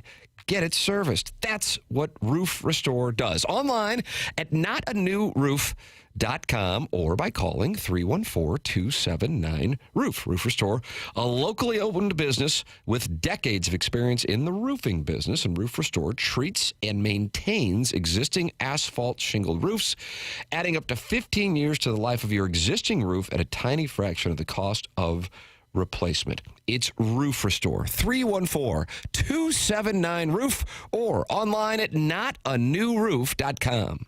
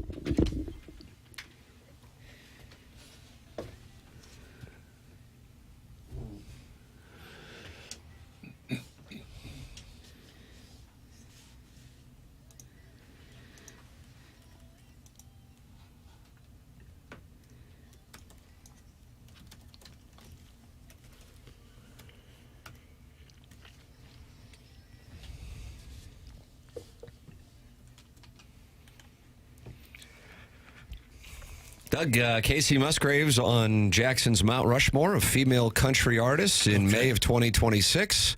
Who else was on there again? It was Casey Musgraves, Lainey Wilson, Ella Langley, and then I put Beyonce on there. Yeah, it's the Mount Rushmore, Doug, from Jackson Burkett. a country singer. Was this song But, country album. used? It's a video interlude on Yellowstone. Feels like it was. Like you just show him kind of like lassoing up some cattle. And maybe John Dutton kind of nodding his head, Dutton looking Ranch. out I at love the nuance of Yellowstone. Why? I had a friend this weekend talk about Tin Cup. They were like recommending Tin Cup to somebody, and they're like, "Oh, you'd love it. It's starring John Dutton." I was like, "Don't ever say Kevin Costner as his one character is John Dutton." It's starring John Dutton. Get the hell out of here. So you toss this guy out of the place. I was like all on board because he was recommending Tin Cup, one of my favorites, and then he goes, "It's starring John Dutton." I go, "Don't disrespect Kevin Costner." Thank you for admitting her best song in the last decade is a Zach Bryan song. That's from Mrs. Janny Shanahan. Well, I wouldn't say that necessarily. What is her best song in the last decade? She's on your Mount Rushmore along with Queen Bee, Ella Langley, Doug. And today she celebrates her 34th birthday, Lainey Wilson, who could be a surprise guest. I really like the new album. I thought the album was really good. What's your favorite jam, bruh? Loneliest Girl. Loneliest Girl, Doug. I enjoyed that one. A lot of the new stuff is explicit, and I knew that song was safe. I knew Explicit? that. I knew that Zach. How do you explain that to your kids? Yeah, it's Explicit in what kind of way? foul language. Oh, in a country album? Sure. Tim, did Zach Bryan cover that song even though she wouldn't have been there that night at the Great Dome? question. What they do is on his tour in 2024 and 2025, Doug, right? I don't know the years, Tim. They would have a local musician join him on stage. And for this tour, am I the only one who went to that show at the Dome? Cameron, did you go? Some people are still getting out of the parking lot. I think. Oof, I'm telling you. He did multiple shows at the Dome, right? No. Okay. But he's doing like a once-a-week stadium tour right now. And he has one of his background singers, Doug, her name is Grumpy. Oh, gosh. And she comes out and plays the Casey Musgraves role. That's correct. Okay, And her that makes name is sense. Grumpy. Grumpy. One of the Seven Dwarfs. No, just a lady by the name of Grumpy. A couple of years ago, didn't he do a show? It wasn't at the Dome then. He Enterprise? did back-to-back nights at Enterprise. Got it. Okay. That's where you thought maybe Adam Wainwright would come out and do. Yeah, because he was having local athletes or musicians join him on stage, and nobody from the Cardinals or Blues came out in the first night. But Doug, was it Sexy Red who came out for the second show? I don't Sexy know. Red? I wasn't there. Get it sexy. How about this? Loneliest Girls about Jackson. That's from Eric in the Central West End. Wow. Probably took you upwards of 5 seconds to come up with that zinger. Doug, these Cardinals are coming, tra-la. You just heard Larry Nickel earlier here in the Fisher Window and Door Store, 8 o'clock hour, report that. And Lance Lynn, who at one time wanted to burn our picnic table with jet fuel. I don't know if we were going to be there or not when he did it, but to prevent us from continuing to broadcast from spring training, was on... is this on Cardinal territory with Jimmy the Cat Hayes, and Kyle Matt Gibson. Holliday, Kyle Gibson? What happened to Holiday? Holiday wasn't Back to on back. this one. He wasn't on this. Where is he? He's in the back to news back? selling that house. The news is always covering. So he's having a lot of There's a open lot houses. of coverage of him selling his home. Yeah. Well, because his house is so cool. That Oklahoma house has Got it. got like all that cool stuff around it. Baseball field in the backyard. Right. Oh, you want to hear this audio? Well, sure, yeah. I got you, Doug. I would say this is more of a rallying for the fans. I think you're going to start maybe seeing a different type of atmosphere at Busch because of how it kind of egged on as the weekend went, and could be fun and could bring a different element to Busch Stadium. I mean, we've all played in different ballparks that have different little skits in the stands. Oakland comes to mind when they're out there banging on the drums and doing their stuff like that. So, maybe Tarps off is the new rallying cry for the Cardinals fans when they're trying to get a rally going or something like that. So it brings a different element to the ballpark. It's about to be summer break. Kids are going to get out of school this week. Maybe that's just something for the, catching some free sun, free vitamin D with your Tarps off at the stadium this summer. Sounds like Lance Lynn's on board. Sure, he has free vitamin D. I like that. All right. Yeah, I think will become a thing. I think it already has become a thing. Is in the Mount Rushmore of St. Louis-based stadium traditions. I include Mizzou and Illinois in that. What else? I guess we got the power play dance. That I don't know if that. Well, what other traditions do we have for the fans? You singing whatever that Country Road song is at the Blues Country game. John Denver, Country Roads. Yeah. You guys are picking really popular ones at the outset. Banging the drum at the Mizzou game. What about Mr. Brightside? Mr. Brightside. I'm surprised you didn't go with that as your George Washington. Well, I'm just spitballing, and you guys can compile. I mean, back in the day, the Chief of Lennowick dance. Yeah, 100%. And it's the slew. From the Lou and I'm Proud. I'm trying to think of slews. I mean, the band. But those are the only things that are really unique. I don't know that they do the power play dance anywhere else in hockey. Maybe they do. I haven't Cameron seen sponsors that. Right, it's a sponsored thing. But they do it sponsorship or now, they assume. Oh, I think so. Now they would, yeah. We're one of the last to do the wave, aren't we? Do the wave, do the wave. I don't know that I see that at very many stadiums. Our Tarps Off guy yesterday said that's how they got it going on Friday. They started with the wave. Yeah, they were wave starting in left field, Jackson. And we kind of initially you would have condemned them, wouldn't you? Right, so we decided to all collectively look past that. Yeah, I'd much prefer Tarps Off over doing the wave. Dan Jansen has thoughts on this tradition. He is on the Collier and Thompson phone lines. Doug, probably not at Glen Echo number 8 today with the damp conditions in the area from yesterday's storms and unfortunately more precipitation in the forecast, but that won't stop Dan. He joins us now here on 101 ESPN. Dan, you're on with Doug Vaughn. Good morning, Hello, gentlemen. Dan. This is a question for Martin. Okay. Martin, you and I have met. I'm kind of built like you. I did Tarps Off on Saturday and Sunday. Oh, you did? Was that inappropriate? I was thinking that I feel like I'm taller than you. You're saying that maybe we're not in the best of shape, I think is what you're alluding to. Yeah. You know, we're not flat bellies like the 18-year-olds from... Yeah. Who were you with? Who were you with at the time? I was with my son. Now, did he do it? Yes, I did convince him to go out there. It was your convincing. Okay. This is a great all day. Father-son moment. It was an experience, and it was super cool. Okay, you know what? I'm going to allow it, and you got to be you. You got to be comfortable with you. Some people on this show have called you creepy. That might have been me, but I think this is different. I think this is a father-son moment, and Frank would like to do a 5-minute piece. No. That was a hard no. This is so weird. So how did it evolve, Dan? So I invited Jackson on Saturday, and he politely turned me down. Boy, what a mistake that as usual. And so we looked at it, and I said, hey, you want to go out? And we went back on Sunday, and I'm like, we're doing this. And so I took my posse out there, and we did it. It was super cool. My stepdad and I used to paint each other's chest. Oh, so were you up? Were you in that section, Dan? Did you go and join the young fellas? Front row. Front row? You were front row? That's the only way I roll. Wow. How about this, Doug? How long did you keep your shirt off? An inning or two. Okay. I've got a landing strip. Oh, and then you put it back on. Maybe. Oh, gosh. So it was fun. I encourage people to do it. Were there any fellas your age taking part? No. Just you? Okay. Yes.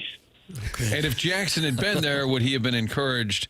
How would you have presented that to him? Yeah, hey, Jackson, you have to feel like you missed a 2-foot putt now. Right. Yeah. Well, certainly take care of this farmer stand. Yeah. It's a fantastic dynamic. By the way, Big Blonde Dan said, I love the fact Dan calls Martin and himself fat, and Martin says, I think I'm taller than you. I wasn't disputing out of shape, but I feel like I'm a little taller than Dan. So, gentlemen, I'm coming to you from Chicago this morning. What are you doing up there? Chicago. This crazy thing called work. Oh, okay. And I've got a badge on, trade show badge, and I put St. Louis on it. In Jackson, people are coming up to me asking me if I know you. No, Say, dude. when How about are we that? getting him on? How about that? No way. When are we getting this radio star up here to the big time? Wow. You going to go to Chi-Town? You could cover the association up there, Papers. We'd hate to see you go, but we'd be supportive. Yeah. It's a nice sentiment, but I'm here. I'm loyal to the soil. No, you need to leave, and then people will say how great you were. Oh, yeah. Yeah, like an artist after they perish. No, I appreciate it, Dan. It's nice, but I'm here. Okay. All right. Well, I'm just telling you what people are saying. No, I appreciate it. I get A it. lot of people in Chicago are saying, "Where's Jackson?" Yeah. They now they ask me, "Do you know Jackson Burkett?" I said, "Kind of." They said he goes by Papers, Yeah. and I said, "Yeah, I met him. Yeah." You know, a lot of serial killers would go from town to town, Dan. They would just show up and then they'd say, well, I had a trade show. Now, you wouldn't do that, but I'm saying I think that's been the model for some others. Seriously, Martin. Dan, thank you so much for the call, Doug. That's Dan Jansen. He is up in Chicago, and he did not like Martin. Just making an observation. I didn't say he was doing No, anything you're saying, creepy. for example. For example. I'm with you. That's why you wear the name tag, so you identify who you are. You weren't trying to sneak into town, unbeknownst to those who go missing. A lot of folks in the text inbox. Woo! That move, Dan, you moved the needle, buddy. They believe that he might have a little thing for you, Jackson. I get it. I mean, I get the appeal. Young. Virile. As the day is long. Yeah, virile as the day is long. With a new coif. Yeah, fresh coif. What if you had actually said, sure, you know what? It's a guy who likes the show. He takes his son. It's not weird. We're just going to go to the ball game and hang out, have a beer or two, enjoy the Cardinals. And then he says, Jackson, we're going upstairs. We're going to take our shirts off. So much of that I'm just not into personally. But you're not kink shaming, I noticed. No, it's not Is it necessarily personal? even about the shirt off thing. It's just about how I spend my leisure time. Somebody pointed out, did he invite Jackson? And when you said no, then he invited his son. It's a fair follow-up from the audience. Tough for his son. Be second-round draft pick behind me.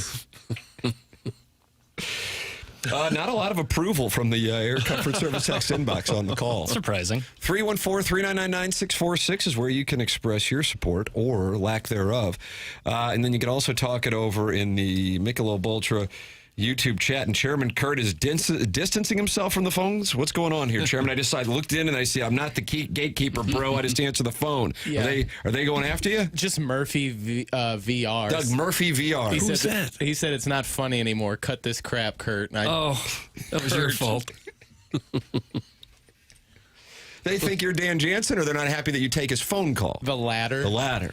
The filtering process, call-wise, it's a small barrier to entry. Anyone who calls gets in with but a few Well, they certainly can get on exceptions. hold, making it across the threshold of getting on air. I can't imagine what you have to say before we say, no, that's not quite good enough. One time some guy called in, this was back in the HD2 days, it was like a full-on Elmo impression. Like he was just doing Elmo, and I let him just talk to me for about 2 minutes, just doing Elmo. And I was like, I wonder how long this guy can keep it up before cracking. And it took him like 2 minutes before he cracked. I still haven't recovered from Friday when I hung up on the Colonel because I thought it was Daddy Padre situation.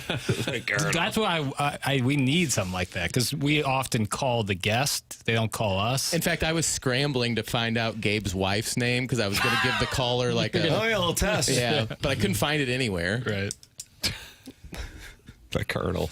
Didn't Costas do an Elmo kind of voice? Yes, he did. Threw us off like the Dickens. That was good. It was good. Really committed to the bit. Email in for the Design Air Heating and Cooling email today. It's coming up in about an hour and 4 minutes here on the program.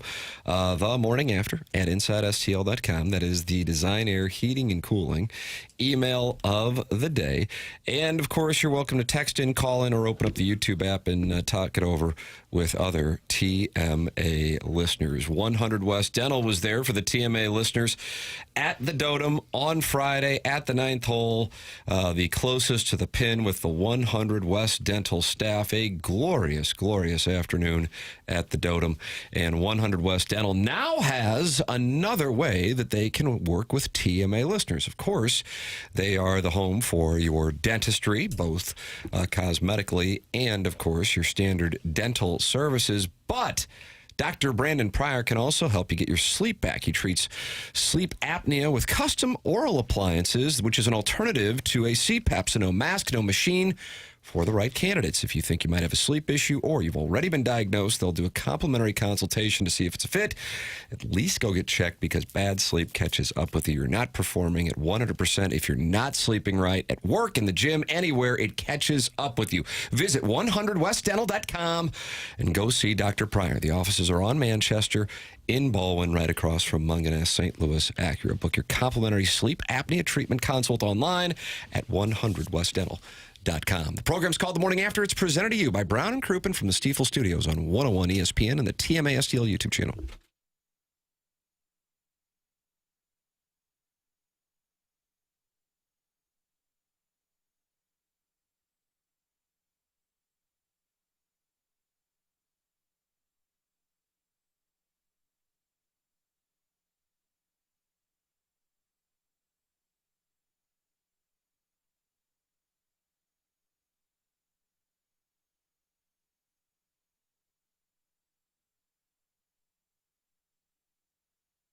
I've been talking about 1879 Distilling for a while, and that's because it's no longer a secret. We're getting the word out about the barn in back at Village Bar. That's where they make the award-winning spirits. They've been picking up these awards for Red Barn Vodka, 1879 Rye, 1879 Bourbon. The choice there makes a difference when you're having a cocktail this summer. Who was our guy? Was it Brett Stovertech cocktail? Make sure you ask for it by name, 1879, when you're going out to a restaurant, but especially when you're dining at Village Bar, having lunch, meeting friends, hanging with the family, watching the game, sample the products there. There's also a tasting room right next door. That's the blue building, the general store of the Village Bar, serves 1879. It's where you can grab a bottle. Also some merchandise available there. Really a cool spot. More summer hours coming your way, so you can check it out. It's right now open noon to 5 on Saturdays, where you can taste all the different products, find out the whole story at 1879distilling.com. All part of it right there. Village Bar, great spot. You know that. And then right next door, the general store, home to 1879 Distilling.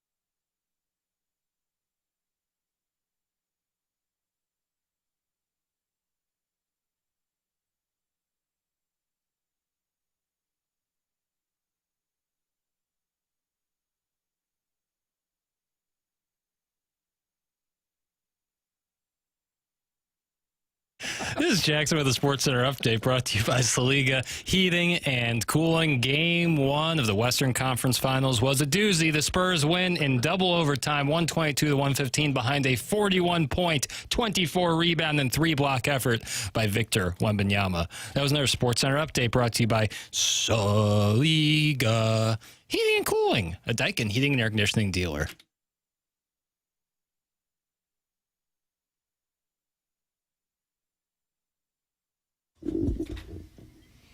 Doug, is this Firestarter from Prodigy? I don't know what it would be.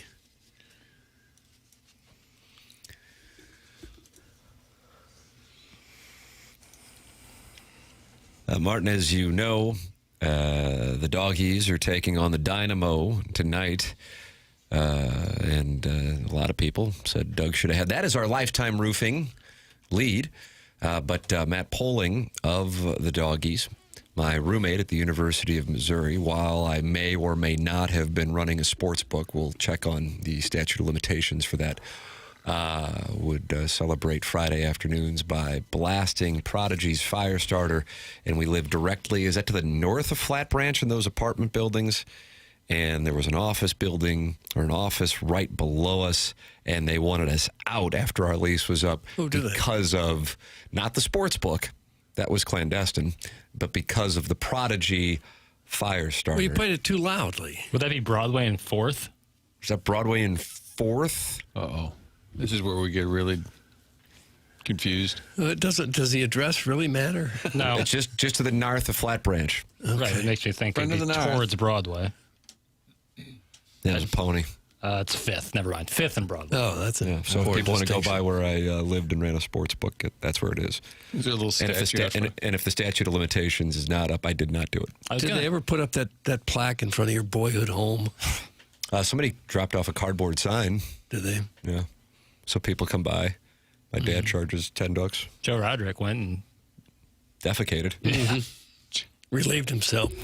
Strolled right in the front door, went right to the bathroom, relieved himself, and then walked right out. Sabres Canadians Game 7 goes to overtime last night, and the Sports Center updates about the NBA.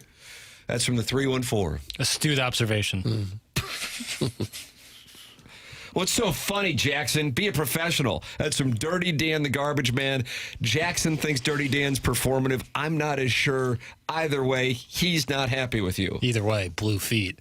Martin likes to likes to make a little wisecrack right before I go on air with a Sports Center update, and it makes me sit on a feather. Makes me sit on a feather, Doug. You like that term? I'm not sure I've heard it. Fix the phones for after the morning after. It's from Ray King. They are in the process of being fixed. How long does that take? Do I need my set of socket wrenches again? It might take a little bit. And it's not a socket wrench issue.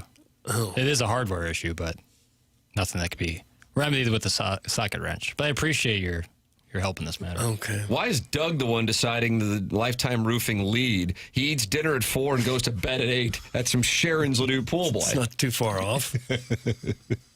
Because Doug is he's the elder statesman.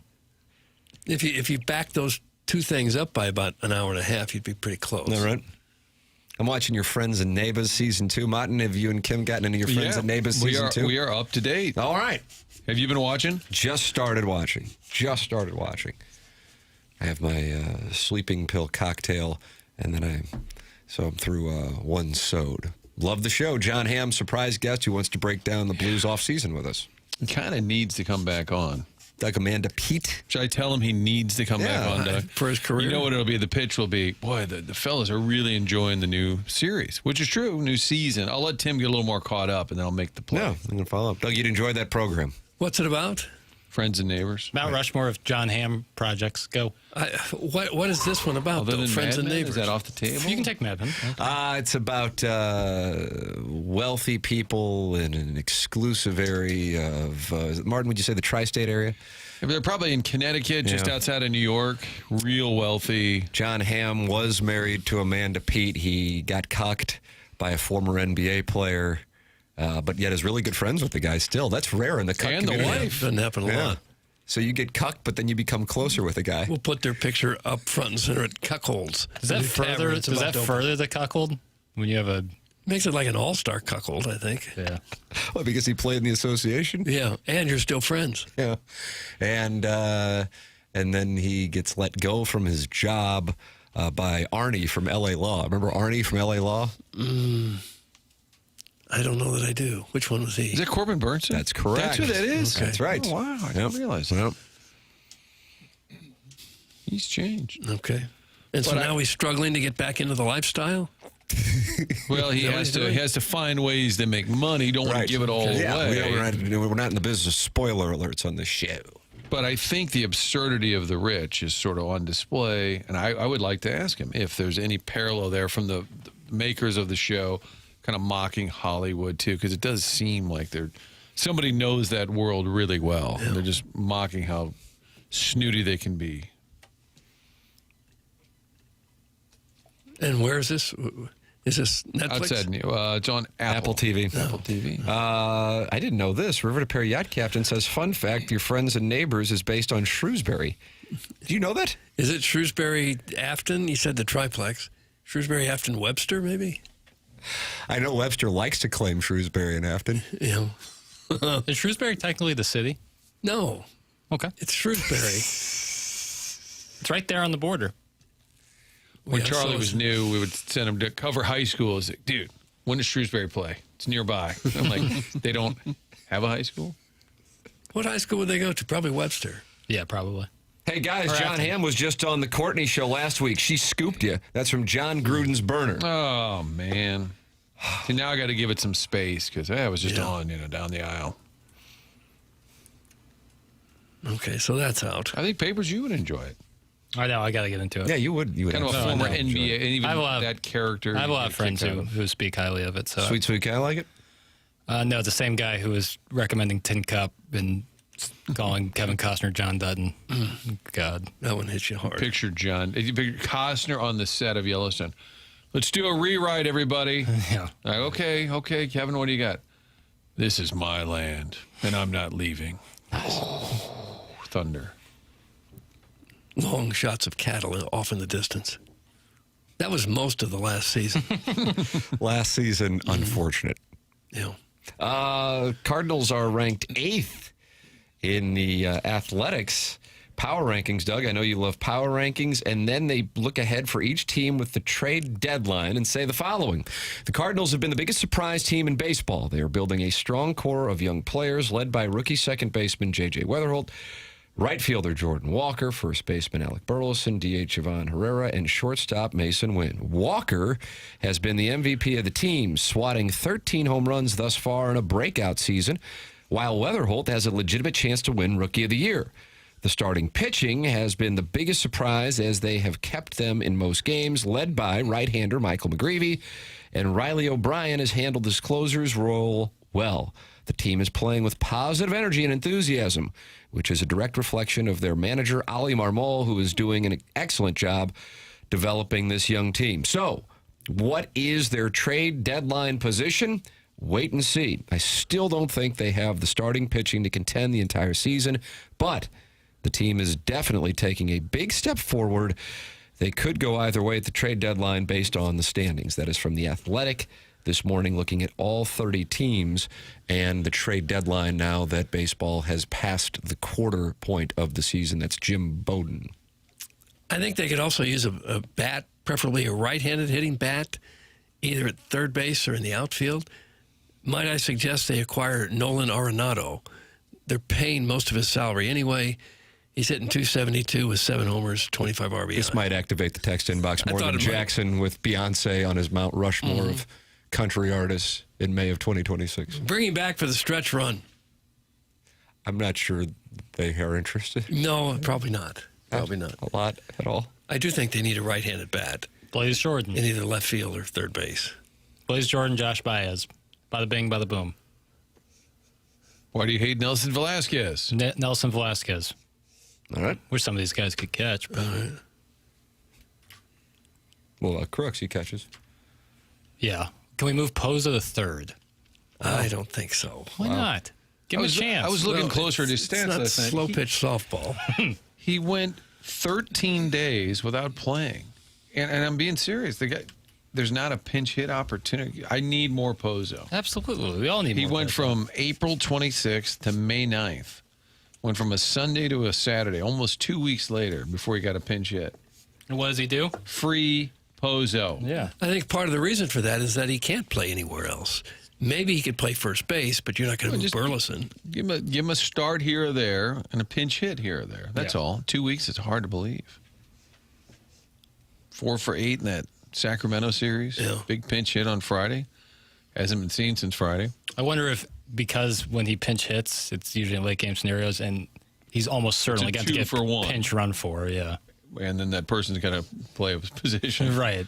Makes sense. The old cranky guy wants to get back an old cranky guy. That's from Drinking with Kevin in Wright City, not happy with Doug advocating for Nolan Arenado. I am surprised by his power. I mean, 7 home runs, grand slam last night for the Diamondbacks. That surprises me because if he was hitting for a decent average, getting some base hits, I could see that. But power is one thing I would have guessed would still be a struggle.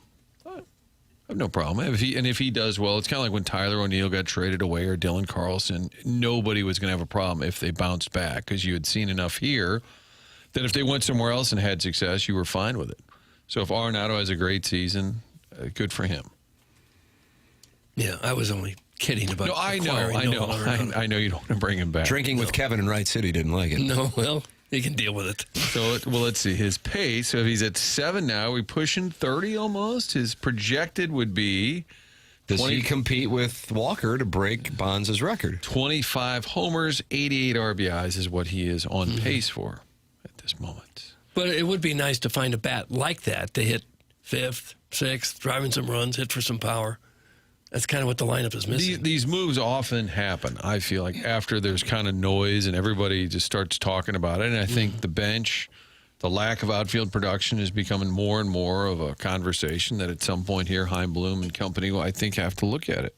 Ali Marmol, by the way, is going to be in studio at 11 o'clock on BK and Ferrario. How about that? Yeah, he's buzzing by just to say hi to After the Morning After before he swings to Oh, wow. Say hi to Ken. I wonder if he's ever been on HD2. Like, that's kind of a big deal for people. I would like to know, and I don't expect he'd ever really be honest, if Arenado was really a problem in the clubhouse. If that was really a major problem. I think Or if he just hit a wall and was hurt and just had 2 or 3 years of a drastic down spell there. I honestly think if somebody's just unhappy, it can resonate. It doesn't mean you're throwing a bat or cussing out a clubhouse guy. But if you just are really unhappy with your situation, whether it's the team or whether it's your own statistics, I think there was some of that going on. And it clearly didn't want to be here and agreed to be traded before the whole season began. So I don't think you can blame everything on him, but I think it had gotten to a point where both sides were ready to part ways, and then you go through a whole nother season without it happening. Yeah. It could have been that a lot of those veteran players making the big money were all kind of different personalities. Sonny Gray was a little different than most, and Contreras is highly intense. It could have been that the mixture just didn't work. And I heard, Contreras is a great competitor, great guy. I love talking to him, fiery, but I think he was so fiery, they said some people were kind of like almost scared of him because he would have outbursts. He would get so mad, he might, just have an emotional outburst that because of that, not that he was a bad guy, people were almost timid in the room or kind of on eggshells around him. So you remove those two elements, I think it does change the dynamic in that room. Lynn Worthy in the Post-Dispatch actually writes specifically about this morning in his column in the St. Louis Post-Dispatch. He says a big part of the atmosphere has been that this year the young Cardinals finally took over the club. That sentiment had been in the air for several years. 2 years ago, Nolan Arenado voiced the idea somewhat contentiously that it felt like the young players had overrun the clubhouse. Prior to last season, Sonny Gray said of the young players, it's their team. By spring training this season, it became more than sentiment. In the past 2 years, the club has seen Goldschmidt, Lynn, Carpenter, Gibson, Crawford, Wilson Contreras, Donovan, Gray, and Arenado leave.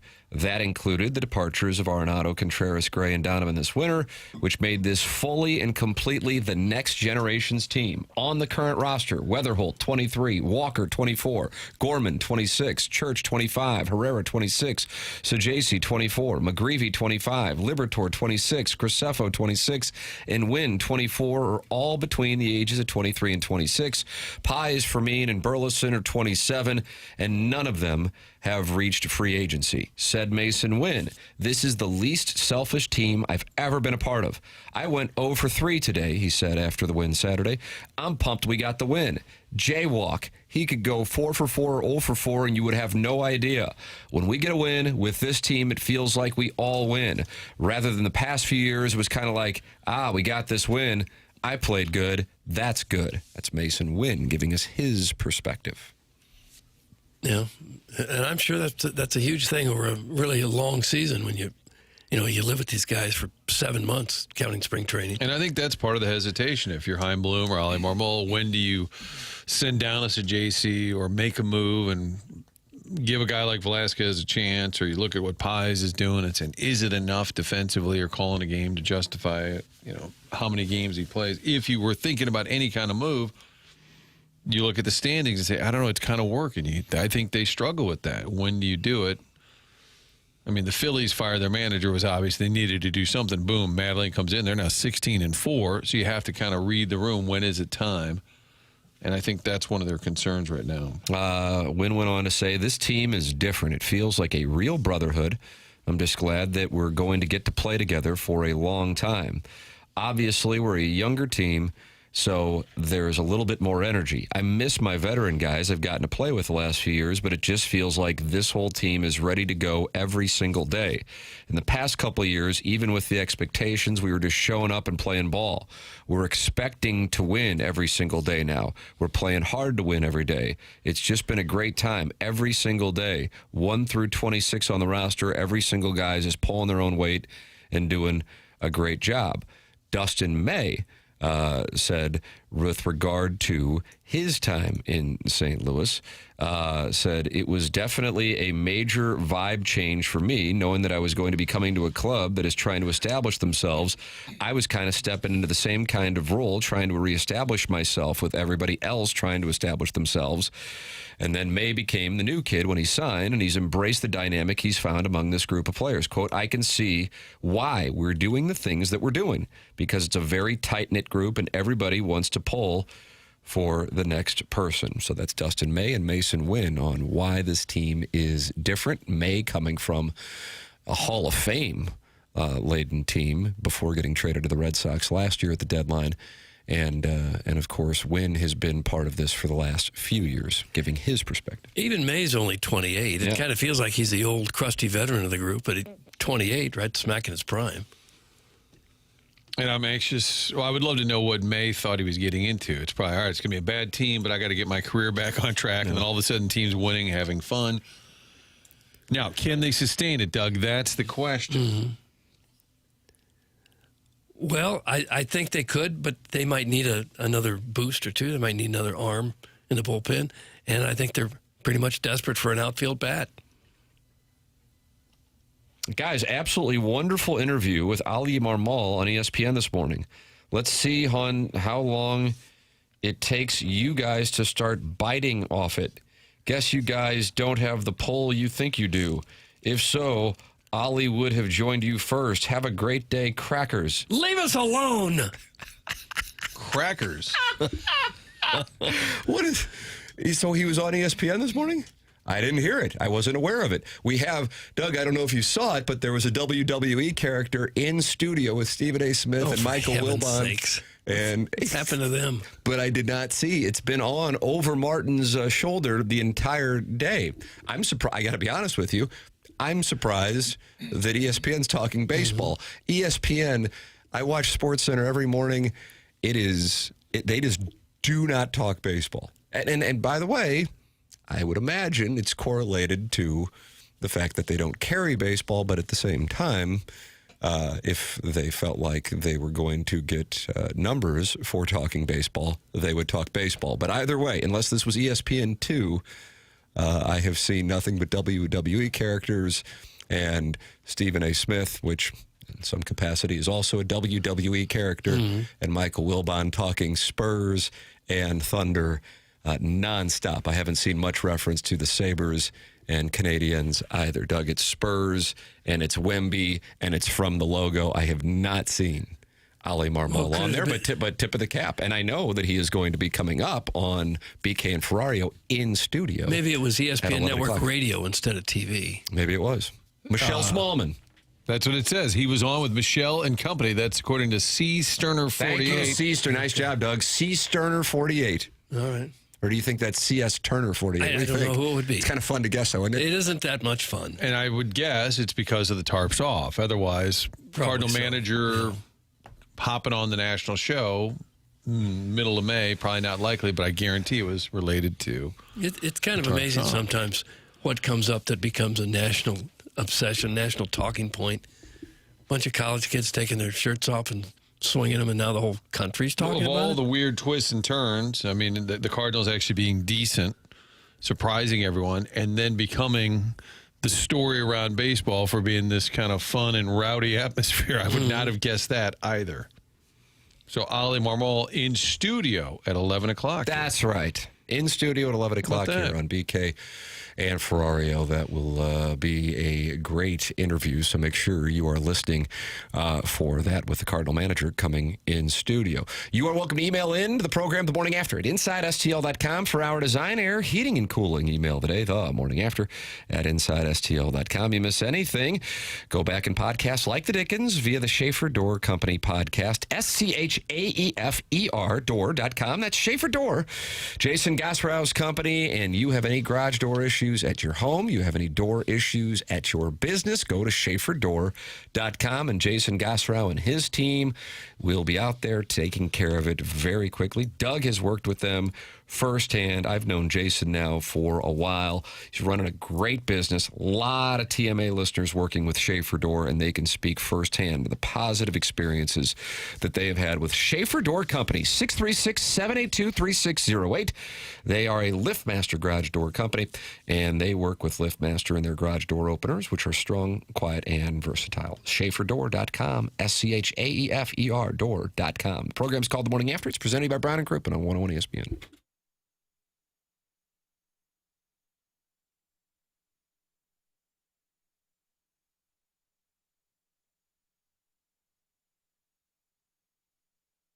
At Michael's Baths, they create elevated bathroom spaces that blend luxury, comfort, and smart design, all tailored to the way you live. From sleek tub to shower conversions to full high-end bathroom remodels, including paint and electrical, they handle every detail. And now they're offering a new premium wall option designed to bring a custom spa-like look to your home. They install premium products like Central, Tavarian, and Moen, chosen for both beauty and performance and backed by lifetime warranties. Every project's completed by their experienced professional installers, many of whom have been with them for years. With 30 years of experience, all 5-star reviews, and an A-plus rating with the Better Business Bureau and VA recommended, Michael's Baths delivers craftsmanship you can trust without gimmicks or high-pressure sales. This isn't a temporary fix or a quick cover-up. It's a complete transformation built to last and built to add value to your home at michaelsbaths.com, or call 636-775-0800 and ask about financing options, including 0% interest upon approval. Michael's Baths, family-owned, insured, and where everyday bathrooms become something exceptional.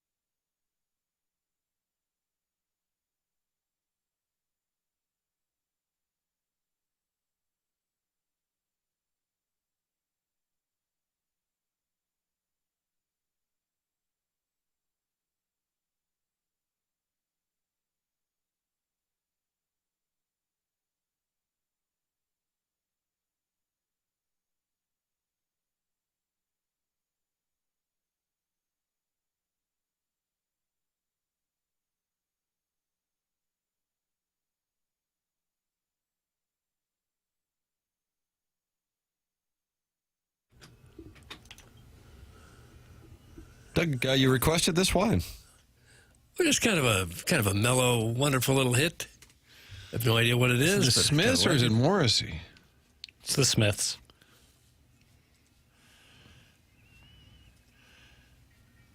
And Morrissey was on Craig Kilborn, and they showed a line of fans outside. He said they all missed work that day. They all called into work sad.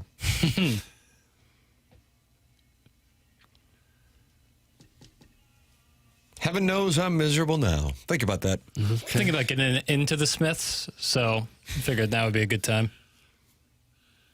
You really sit around just because I'm confused by the play. No, I'm thinking about adding them to my lineup. You don't know a lot about them. You're kind of going back. Okay. Yeah. I think you'll enjoy them. I don't know. I think he's got like 6'8" suited and just kind of trying to do something with it. I'm calling on the turn.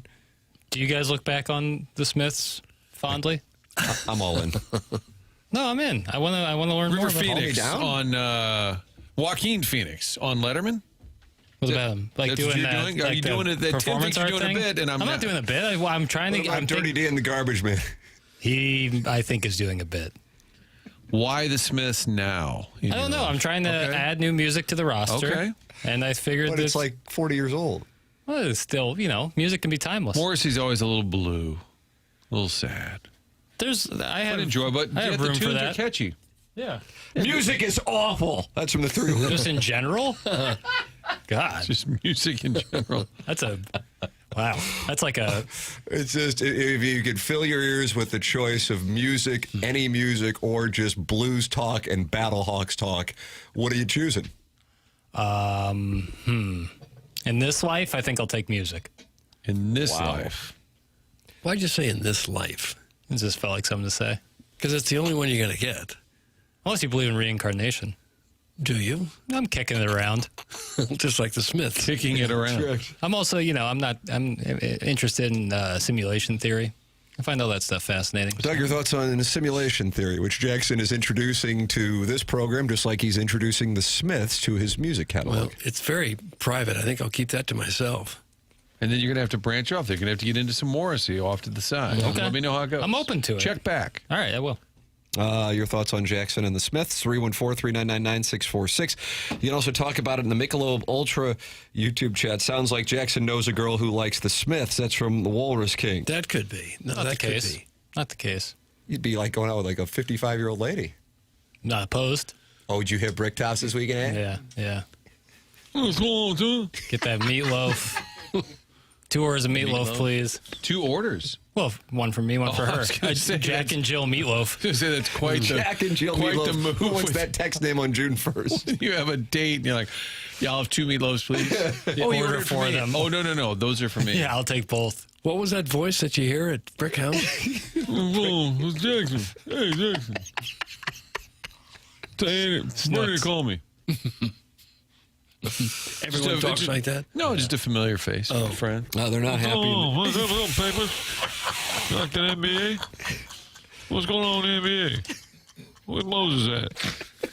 That is one of your more niche impressions, but it's damn good. Need I remind you that Steve Ott's son would swing his shirt at Blues playoff games all the time, and we never talked about that? That's from the 636. No, we didn't really talk about it. You needn't remind us. Every now and then you see a little kid take it off and swing his shirt around at games around the country. But this was a whole movement of, I don't know, it was hundreds at one point, I'm sure. Neil deGrasse Tyson thinks it's more likely that we are living in simulation than we aren't. That's from the Unknown DJ. Oh, for heaven's sake. It's interesting. I don't know if any of it's true, but I find it at least interesting. What is the theory? That this is like one big simulation. Like the Smiths. The Smiths would be part of the simulation, yeah. What, like a higher power simulation? Yeah. And what would be the point of that? I don't know. What's the point of anything? Oh, it's existential. It's incredibly existential. Anything. This is what happens when you start listening to the Smiths. God, I was just going to play Sean McDonough's call of the game-winning goal, and the next thing I know, we're into simulation theory, and what's the point of it all? Yeah, this one. Doug, take a listen. And man's the puck. Shot. Score! Montreal wins Game 7. Alex Newhook. The game-winning goal in both Game 7s of these playoffs for Montreal. That's how you do a Game 7, unlike Pistons at home on Sunday night. Such a terrible game. A Game 7 Stanley Cup playoffs in overtime. Montreal twice in a row. That's unbelievable. Winning on the road, a Game 7. They're 6-2 on the road this postseason. Would you rather lose Game 7 at home or just get swept? Let me tell you this. What would be more painful? I think we experienced the closest thing that we experienced to the ultimate pain for everybody. This is something I can speak to for everybody listening to the program because it happened last year, and I realize it was the first round, and I realize it was on the road.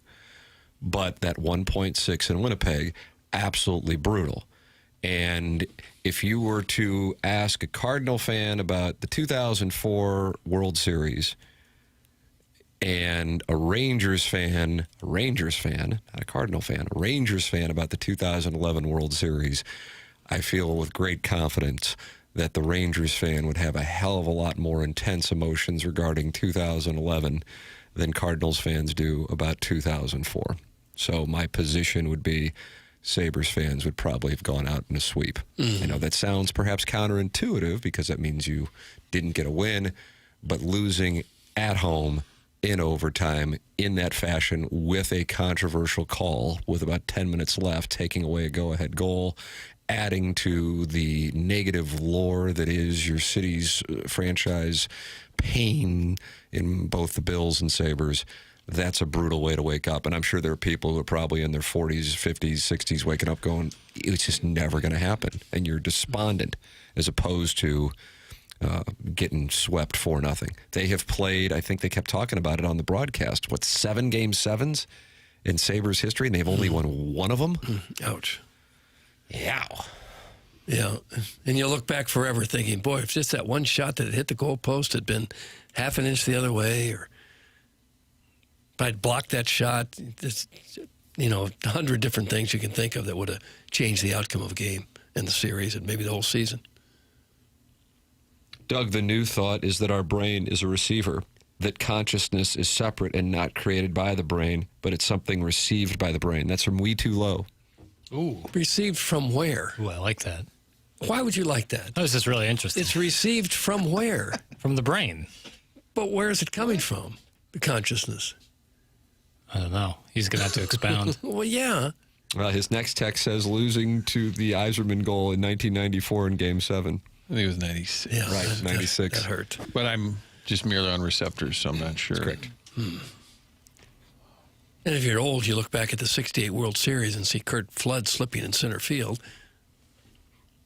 But the Cardinal fans have had a lot of good moments to balance it out. Buffalo, other than winning some AFC championship games, Doug, playoff games. If the Cardinals lost Game 7 against Texas, we wouldn't have the same feelings about David Freese, and we wouldn't see the image of that cute boy chewing on a towel before the triple. All gone. That's from Fred Dreyer's Mushroom Mark. Who was the cute boy chewing on the towel? Clip that off. Jerry Tarkanian? He was there. The old UNLV coach? Yeah, coaching the Rangers. Nolan Ryan in his top coat, chewing on his fingernails, stunned disbelief. Ron Washington looking around for... Also in stunned disbelief. Someone to blame. Prior. Someone to blame. He didn't do the job. It wasn't anything I did wrong. He didn't do the job. But it certainly would have taken a lot of the luster off the David Freese heroics. Just like the Pools Lidge home run. Game 7. And the Cardinals 2004, it was so obvious they weren't going to win. Like, after the first 2 games, they're like, all right. We're not coming back. I remember thinking that, sitting there doing a live shot with Doug, probably at first baseline at Fenway Park. I go, well, I'm going to take in Boston in the World Series right now because we aren't coming back. It's over. And that was because the starting pitching was gone. But yeah, if I'm a Sabres fan this morning, that's brutal. That is absolutely brutal. And I know Montreal is, just like all of Canada, waiting for a Stanley Cup to come back north of the border. And, of course, intense hockey fans. But Montreal and horrid heartbreak. I mean, Buffalo, I think, wins. Probably felt a lot like how the whole country of Canada felt when they lost the Olympics in that overtime goal. And Colton Parayko probably feeling, not that he has had any regrets at all, but if Buffalo had won the Stanley Cup, maybe you think for a second, I could have gone there and been part of a cup-winning team. Stay here for the pizza, Doug. Avoid the heartbreak. Yeah. Since 2000, teams who play 7 games play a team that sweeps a team in the previous rounds are 7-1. Doug, that's from a girl. Her name's Jenna, and then her last name is Tolles. I don't know that that's a girl. So they're saying if you win Game 7, you almost always win the next series, too? If you play a team that swept a team in the previous round. We had that happen right here in St. Louis. Do you remember? You got to go back a ways, but it fits the girls' text since 2000. I can think of one. Now, you might be able to provide another example, but I am thinking of one. So they swept. And then the team they're playing won in 7. And that team goes on to win the series. So that's correct. So what Jenna is saying, and she's number one, she's really, really savvy, but she's beautiful too. Guy. And she is saying in this case that L'Habitant will be going to the Stanley Cup final, shocking the world because the Hurricanes have not lost a Stanley Cup playoff game yet, 8-0. 06 World Series? This is for hockey. Right, no, I'm saying the examples in St. Louis. That would be an example, but the text is about hockey. Ice hockey. And Carolina. If you just don't think about it too much, though, I thought you meant field hockey, Tim. I was talking about all sport. Roller hockey. Oh, ice hockey. I'll recuse. But the Cardinals did beat the Mets in 7, and the Tigers swept. Do you remember who the Tigers swept? Oakland Athletics. That's correct. Is that Maglio Ordonez, Doug? Walk-off. Yeah. Walked it off. Lucio Blanco has hands up. So they're saying that they will beat Carolina. Carolina will have gone, I think it's 12 days in between games, but our comp here. What happened? Now, again, we're going back. I'm going all the way back to the aughts. Involving your St. Louis Blues. Looking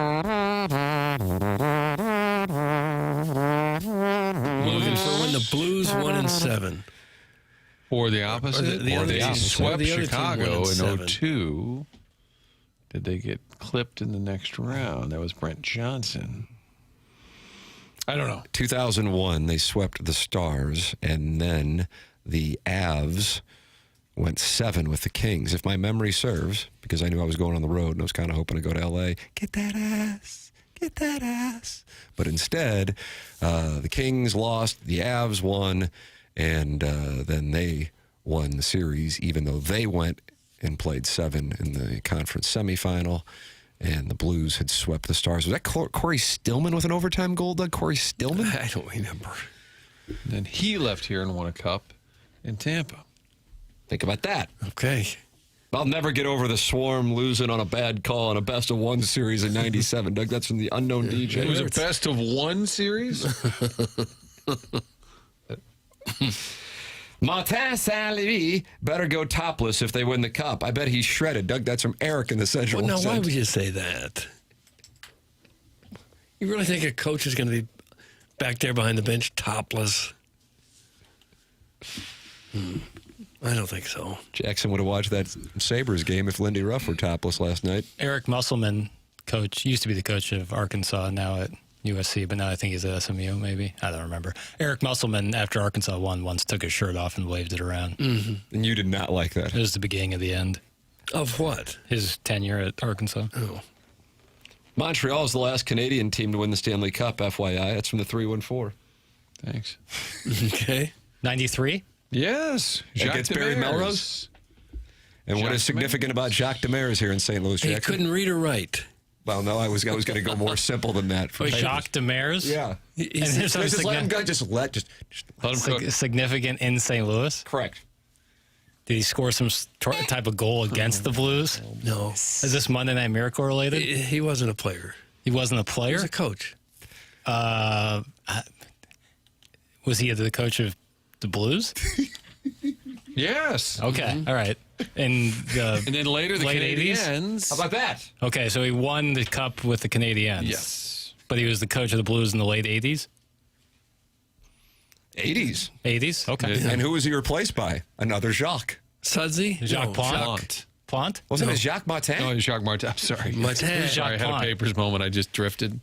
But Demers said afterwards, years later, that he had, I guess, dyslexia real bad and couldn't read and didn't let on to that to anybody.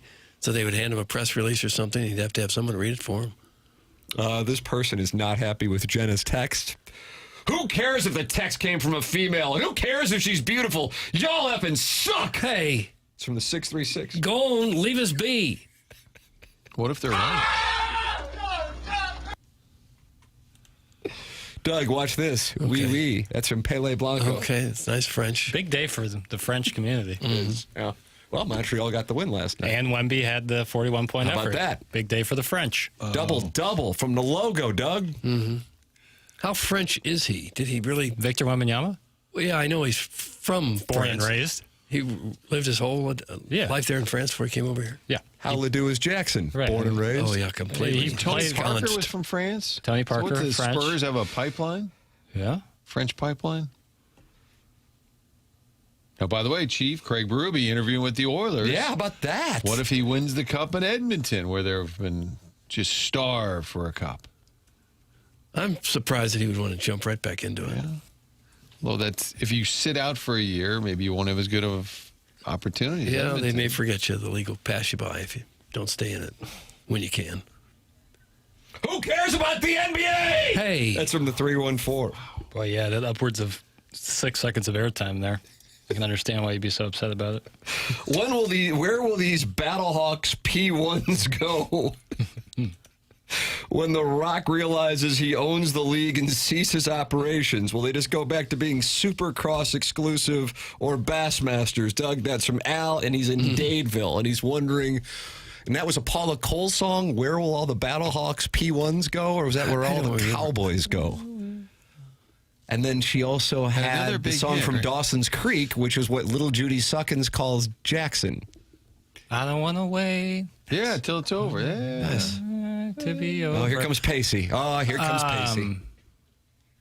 I saw Chris Berman fully decked out in Battlehawks gear being interviewed at the Dome. Really? Yeah. He was in Sabres gear last night. Yeah, he was there. Mm-hmm. He's always jet setting. But spends time in St. Louis. Right. Screw 'em, Papers. Give me more NBA talk. We can verbally cuck them with more Wemby talk. That's from Little Beer Cats. Not much to talk about. It was an outstanding performance and a great game to watch. There hasn't been that many awesome games in the playoffs this year, I'll be honest. But last night was an example of one that was great. Bill Simmons saw this, and I know you're a Bill Simmons guy. Sure. Says the Knicks winning the NBA championship is the last great sports chalice that is out there, which I kind of disagree with. Yeah, I think there's some, in terms of storyline, I would say the Knicks is go back to 73. Yeah, I would say that's the biggest out there. But I think we just mentioned that Canada getting the cup back after so long would be a great storyline. Bigger than the New York Knicks winning the NBA Finals? Absolutely, unequivocally no. Oh my God. You'd have to really work that out in front of me. You have to show your work on that Doug, one. show your work. For me to agree with that. Outside of New York, I don't think anybody cares about the Knicks. Okay, good take.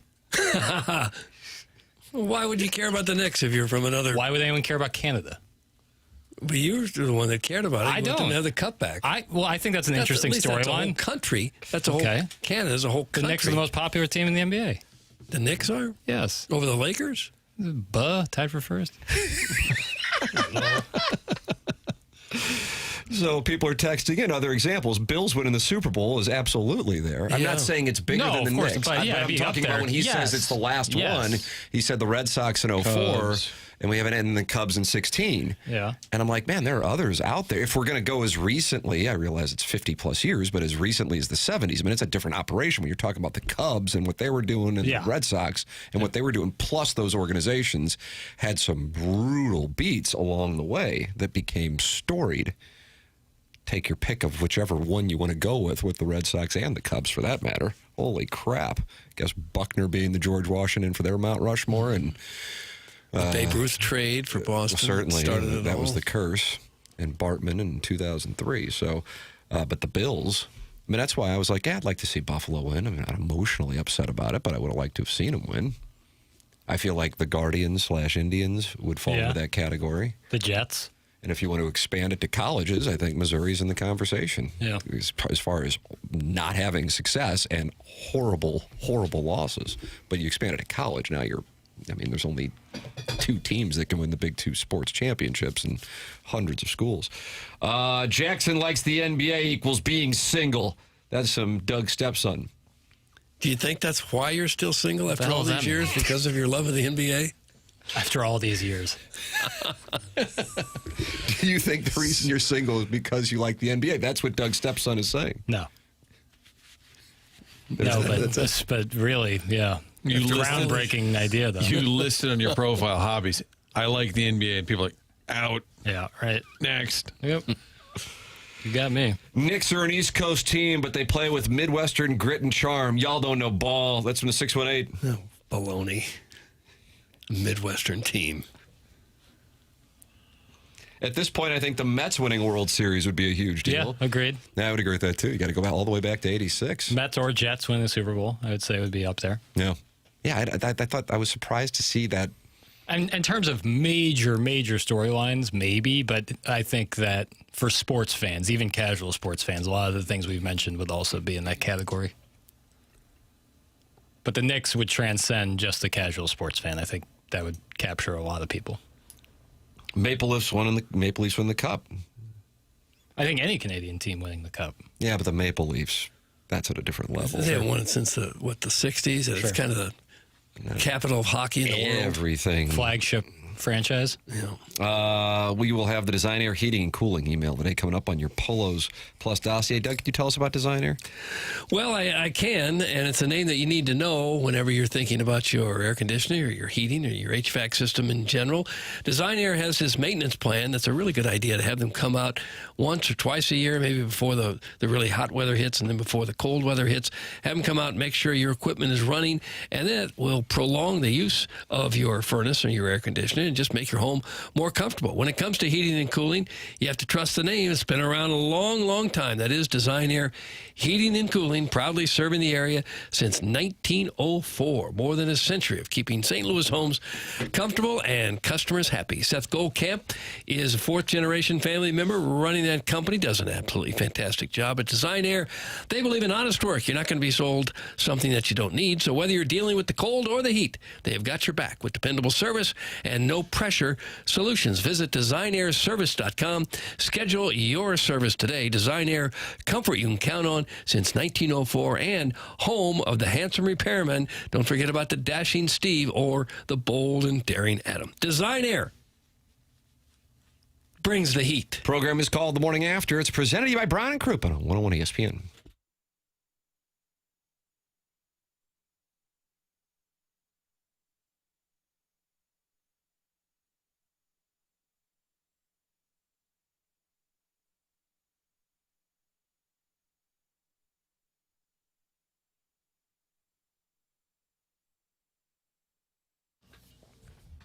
AutoLoanPro.com. That's the website. If you're in the market for a new vehicle and not sure what type of car, what kind of approval rate you have, well, you can get a car.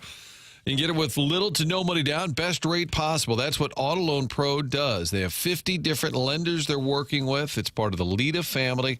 So you or somebody you know that needs a car, want to get approved, don't want to put a ton down, make sure that rate is the best you can get. That's what AutoLoanPro.com is all about. Financing a car gets complicated. You need a pro. AutoLoanPro.com. Great website. Also has a playbook on there where it explains to you how the credit industry works so you can better understand that. So think about it 2 ways. You're going to improve your credit, and you're going to get that vehicle you need. A lot of selection online there. Check out the cars. Sign up and make the purchase. They'll shop it around with those lenders to make sure you get a great rate. That's what they do at AutoLoanPro.com. So get into that new vehicle, whatever the situation, whatever the circumstance, not an issue there. That's what they specialize in at AutoLoanPro.com.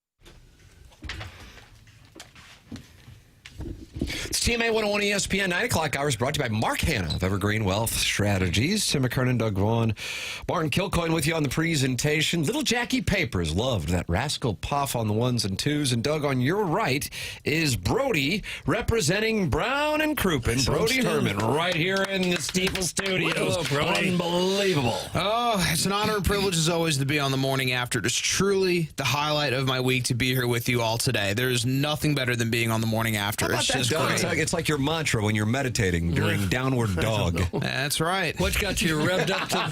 I got a lot going on today. Obviously, the Cardinals fan section of this Tarps off crew, the Stephen F. Austin College Baseball Club team has reinvigorated this fan base. My gosh. And of course, the management, Chaim Blum, Ollie Marmol, embracing the personality that this team has and that the fan base is starting to display. They're starting a movement. This is what sports is all about. Oftentimes at college games, you'll see fans without their shirts on. This is exactly what this Cardinal team needs. And now they've ignited a spark. This club baseball team ignited the spark that is hopefully going to continue all throughout the season, because winning, there's not a lot of winning going on right now.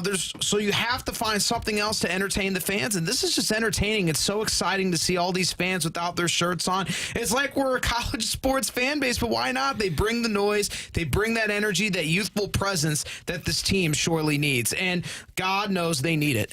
Lord knows they need it. Yeah, the franchise had been a little stale. We've talked a lot about that. So you want a winning team, but you also want to have fun, and trying to get people down to the stadium.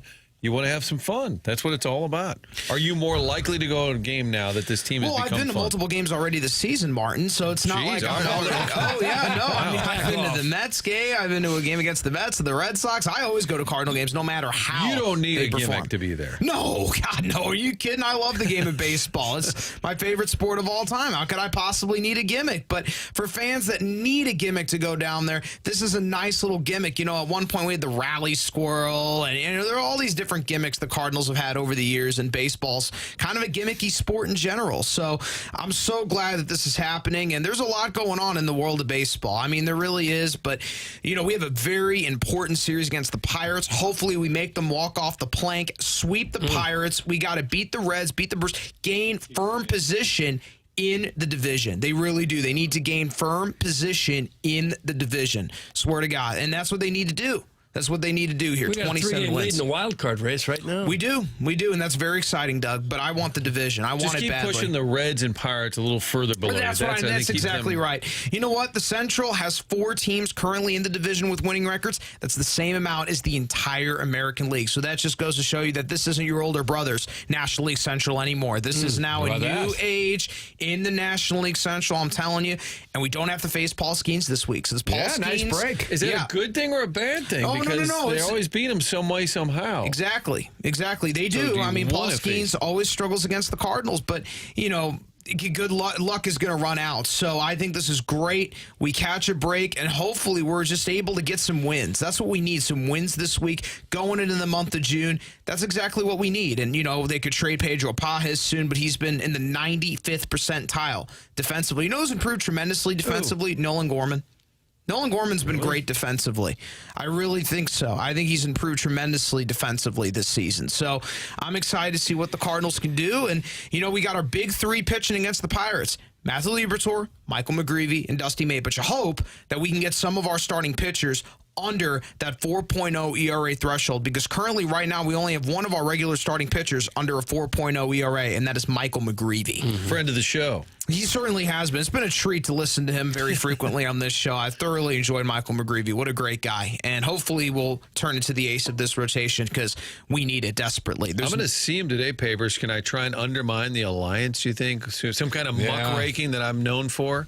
Yellow journalism. I'll go up to McGreevy today and say, God, Jackson was kind of dunking on you today, and like, I'm sorry, I hope you didn't hear it. You know, oh yeah, Mrs. Crabtree.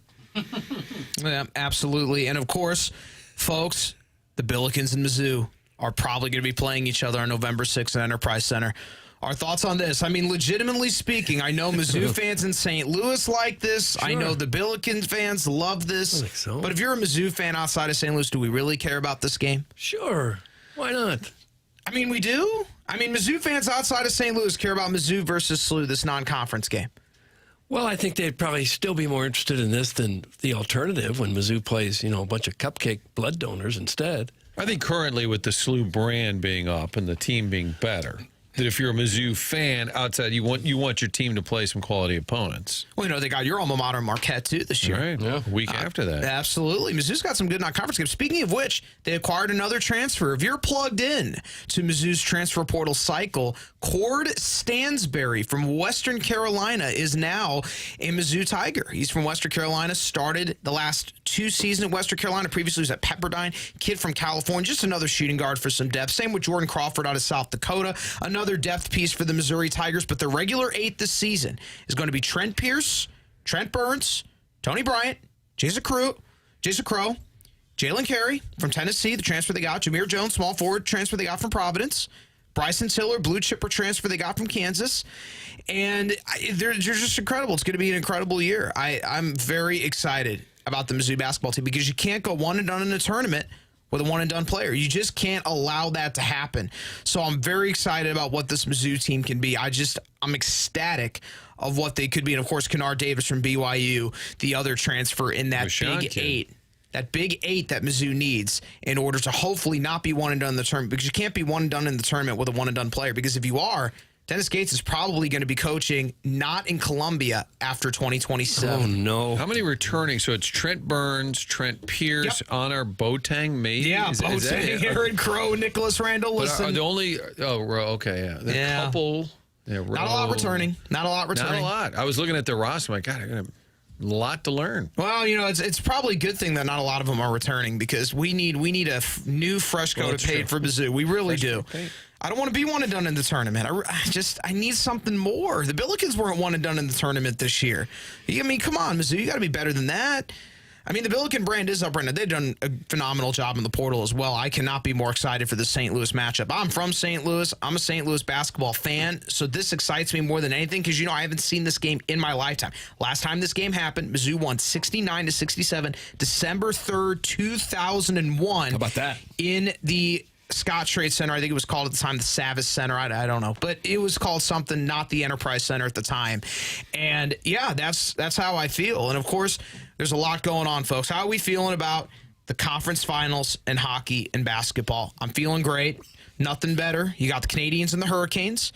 You got the Golden Knights and the Avalanche. The Avalanche is going to win in 5. The Avalanche is going to win in 5. Yeah, just in 5. Golden Knights probably win 1. This could be Jack Eichel's coming out party. Remember going into that draft, it was Connor McDavid and Jack Eichel who was better, but it turned out to be Connor McDavid. His galaxy's better than Jack Eichel. But I think the Avalanche beat the Golden Knights in 5. This series can get more interesting between the Canadians and Hurricanes because the Canadians, they don't go away very easily. They're coached by former National Hockey League player Martin St. Louis. And, of course, Ron Brindamore was a Blue at the beginning of his National Hockey League career at one point in time. So it's going to be the Hurricanes and the Canadians. I think that can go 6. I still think the Hurricanes are going to win that series. They haven't lost a playoff game yet. They have swept down. They're like the Oklahoma City Thunder of the NBA. They're not repeating champions by any stretch. They're not the reigning defending champions, but they haven't lost a playoff game yet. And I'm very interested in seeing, but I think Hurricanes beat the Canadians in 6, and I think the Avalanche defeat the Golden Knights in 5. They've only lost 1 playoff game so far. They have a tremendous squad coached by Jared Bednar,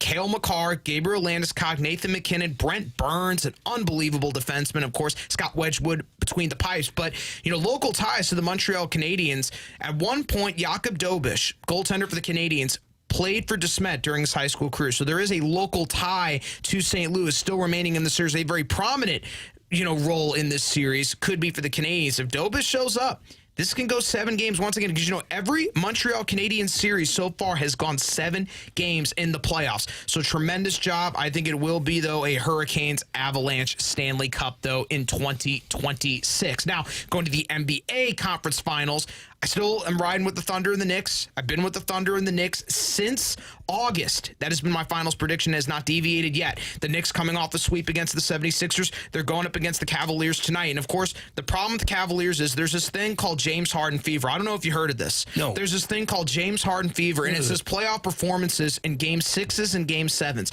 See, it rears its ugly head.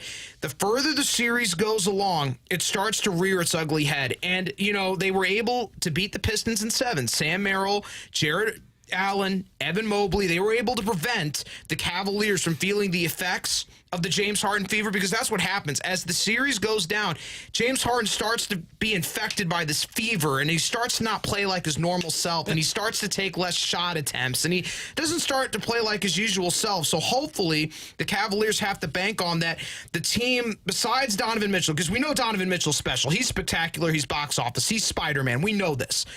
But it has to be on Jared Allen, Evan Mobley, to prevent the Cavaliers from feeling the effects of James Harden fever. I don't think that's going to happen because I don't even think it's going to go 6 games. I think the Knicks just beat him in 5. I don't even think it's going to go 6 games. But still, that's the thing with the Cavaliers. Will they be infected by the James Harden fever? That's what they have to be careful of. And, of course, the Spurs and the Thunder. The Spurs' tremendous overtime victory last night. I thoroughly enjoyed that game. 122 to 115, double overtime win. Victor Wembanyama bringing out the victory drum, banging it because he scored 41 points. They have set the tone for the series. I still have the Thunder winning the series, but mark my words, this series is going to go 7 games. This series is going to be so exciting. You got Victor Wembanyama, De'Aaron Fox, Stephon Castle, Dylan Harper, Devin Vassell going up against Jalen Williams, Chet Holmgren, A.J. Mitchell, Alex Caruso. The Thunder have so much depth on this team, and you have a tremendous executive in Sam Presti, who I think is the best executive currently right now in all of the NBA. He's the best general manager in the entire NBA. You have Mark Dagnall, who's a tremendous coach. To me, the Thunder are still going to the finals, but the Spurs have set the tone that we are not going down quietly. Victor Wembanyama having a coming-out party last night in Game 1, 41 points, tremendous job. I still think it's going to be Thunder Knicks. I can't stand down from that. That is the NBA Finals prediction. Can't wait. Brody is all over. We have got it. GPT. People say we didn't talk sports. We got it. Absolutely. I love it. Knowledge, Doug. Knowledge is power. Brody Herman representing Brown and Crouppen here on the morning after. Brody, we always appreciate the time and the knowledge. Thank you so much, sir. Thank you. I appreciate it. That's Brody. We'll take a break. Come back with the Design Air Heating and Cooling email today next here on TMA 101 ESPN.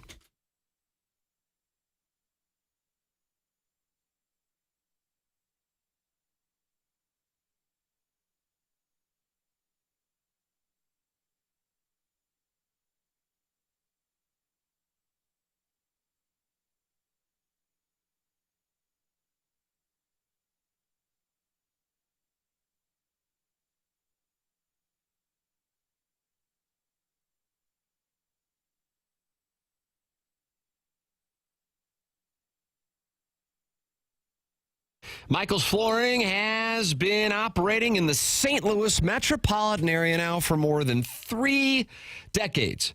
Family-owned, locally owned, more than 30 years. Michael himself really takes pride in helping and making sure that his employees are happy and making a great living, because he now knows that that then translates to his customers. Go online right now. You can get 3 samples free from Proximity Mills. All you have to do is go to igotfloored.com. Michael's Flooring in Creve Coeur, Darden Prairie, and St. Peter's. There's a reason that Michael's Floorings continue to grow through the 31 years. Employees love working for him as they feel like family, and he makes sure they are taken care of. This then rubs off to the families buying the product, as they know they have the best interests of the buyers at heart. Come see why people are loving getting floored by Michael, and make sure you visit online at igotfloored.com.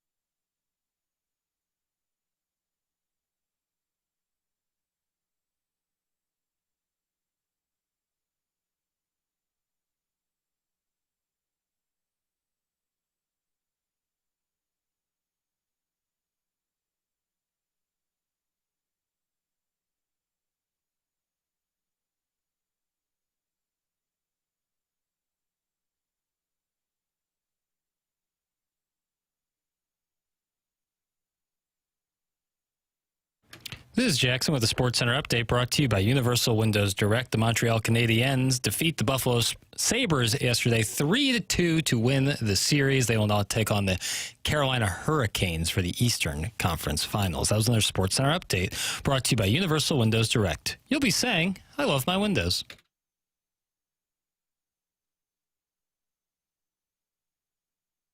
Chambers, you my boy, yeah, them Braves, they lost their poise. Now if you from St. Louis, gonna make some noise. Yeah. You remember back in August, they were counting us all out. But now that it's September, all they ever talk about. Like October, looking like the, yeah, we charging like the Mount. We're ready for you, Niger, he gon' lay you on that ground. Brandon Phillips, where you at? Practically 20 games back. We talking about the playoffs, so you know we brought our bats. Yup, who we got on deck? Them Chicago Cubs. You wanna know the difference between them and us? Well, first off, we red, yeah, you know they blue. But they don't know October quite as well as we do. Yeah, our fans are always crazy, yeah, we hardly ever sober. But then they never party, especially in October. Yes, St. Louis, we the truest red birds in our hearts. So many pennants, we should hang them from the arch. I love my birds on my chest, I love my birds on my hat. As long as that bird red, I'ma put it on my bat. I love my birds on my chest, I love my birds on my back. As long as that bird red, I'ma wear it on my hat. Yep, and Cali got them wheels, so you know he gon' steal. The Cards, they got that staff, they gonna steal us the deal. Yes, St. Louis, so good. Yes, so good. Clap your hands, started off I don't know. now we back up on track, man. What year did this come out?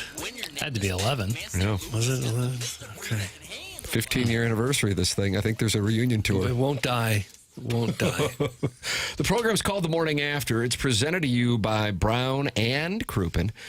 And we broadcast from the Stifel studios. It is our pleasure to introduce to you today's Design Air Heating and Cooling email today.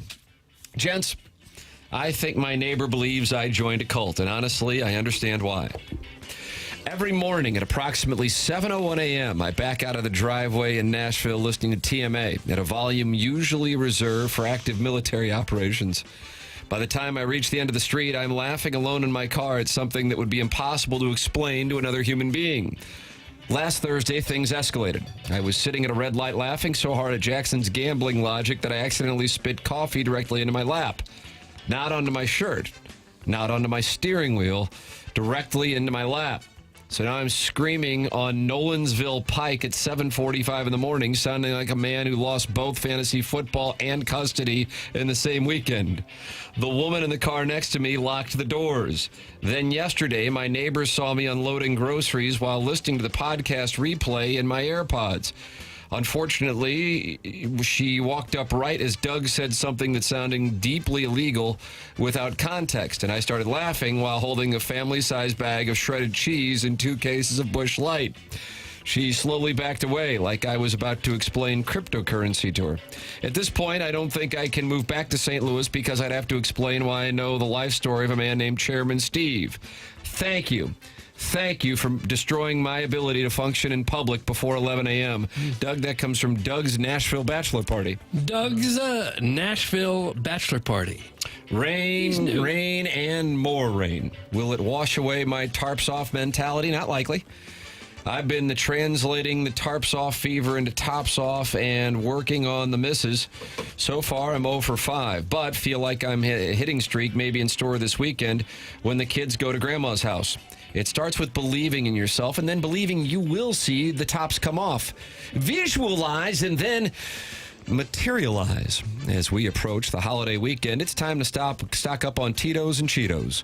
Cheers, and thanks to all those who serve this great country, and let us celebrate 4th with ridiculous mattress sales and discounted pork rib pricing and PBR 30 packs. Buy one, get 2 free. That's from Bro Fallon, filling up the recycling bin with aluminum cans for me and my kin. Bro Fallon. Sadie Hawkins, Doug, Victor Wembanyama had a performance for the ages, scoring 41 points with 24 boards as the Spurs defeated Alex Caruso and the Thunder in double overtime. Meanwhile, in Buffalo, the Sabres battled back from a 2-goal deficit and appeared to take the lead in the third, but it was waved off due to an early whistle. But I think the lead is whether Neil Page cheated on his wife when he slept with Del Griffith and let him get to third base at the Braidwood Inn 39 years ago. Yesterday was a banner day on the Strode program as we learned Iggy's Instacart hooker had left him for Costa Rica. But that doesn't matter. That don't matter because the internet got fixed when he plugged the equipment back in. So now he can get back to hate reading the TMA subreddit and searching for trans goddess Chloe Salpa OnlyFans leaks. Our favorite geriatric pervert later advocated ladies go topless at Busch Stadium before telling us how he once drove 90 minutes out of his way to watch a naked man mow his lawn at a nudist colony. Ours is the type of presentation where an old man who is somehow even creepier than Iggy feels free to drop in at any time and hit on a boy half his age while confessing to a myriad of crimes. The FBI is reviewing the Busch Stadium surveillance video as we speak. That comes from Buck Swope, DBA, the recessed lady's breast. Buck Swope. Morning, boys. Yeah. We are only one or two more calls from Dan Jansen away from Chris Hansen firing up to catch a predator again and coming to the gateway to the West to wrangle in these creepy-ass callers on the phone lines. It would be like shooting fish in a barrel. I get it, guy. You're lonely and built like Martin, but that doesn't give you the right to ruin everyone's day by openly trying to groom our young producer over the phone lines. Other than that, great show as always. Horrible take by Doug on P's, T's, and A's. He just hates Canadians like John Candy. It's so sad. Till tomorrow, that's from the Heiser House Hooligan. Heiser House Hooligan. Morning. While the Stephen F. Austin baseball boys taking their tarps completely off at Busch Stadium sparked a couple of Cardinal wins, the real circus was in the studio yesterday. A listener text completely broke Doug Vaughn, forcing our favorite 70s heartthrob into a pathetic minute-and-a-half laughing fit over the revelation that Denny Crum had a, quote, hell of a liquor. Denny actually used his Hall of Fame mouth to recruit five-star talent and win national championships, while Doug spent 90 seconds entirely paralyzed by his own morning drool, trying to match that court presence by wrapping his face around a microphone. Doug can wheel out his list of people with great tongues all morning to cope, but he simply lacks the studio stamina to compete with a legendary coach who actually seals a win. Tarps off might win a weekend series, but Doug's high-waisted khaki and delicate structural comb-over don't stand a chance against a real master of oral delivery. That's from the Cronky Hater. Wow. Cronky Hater. What in the name of all that is holy are we doing today? Don't get me wrong. I love Jackson like a distant cousin that I'd never have met, but he is intentionally taunting rabid hockey fans by ignoring overtime Game 7s. Meanwhile, Doug's too old to remember to follow the multifaceted plot of planes, trains, and automobiles. It's a classic, boomer. But ultimately, the highlight ends up being you guys struggling for names and addresses of bars and restaurants that left our decrepit downtown 30 years ago. Meanwhile, the post-game Ken project has turned into Tim giggling and letting Iggy cook in his insatiable search for nudity and discussing perfectly good relationships being ruined by one of the parties getting released from prison. I am getting this close to cutting off going private with Doug. That's from Shooter McGavin, the vice president of Cuckolds. We will watch you eat and drink real nice like. Shooter McGavin. Dear Dossier, the first date tonight was existential. We both agreed to order the Jack and Jill meatloaf. It arrived looking oddly serious, 2 pieces stacked like they had something to prove. I said it felt like we were inside some low-budget simulation where, quote, romantic dinner gets rendered as, quote, stacked meatloaf with dramatic intent. And she didn't even question it, just nodded like it made sense. Right on cue, the Smiths started playing. Subtle.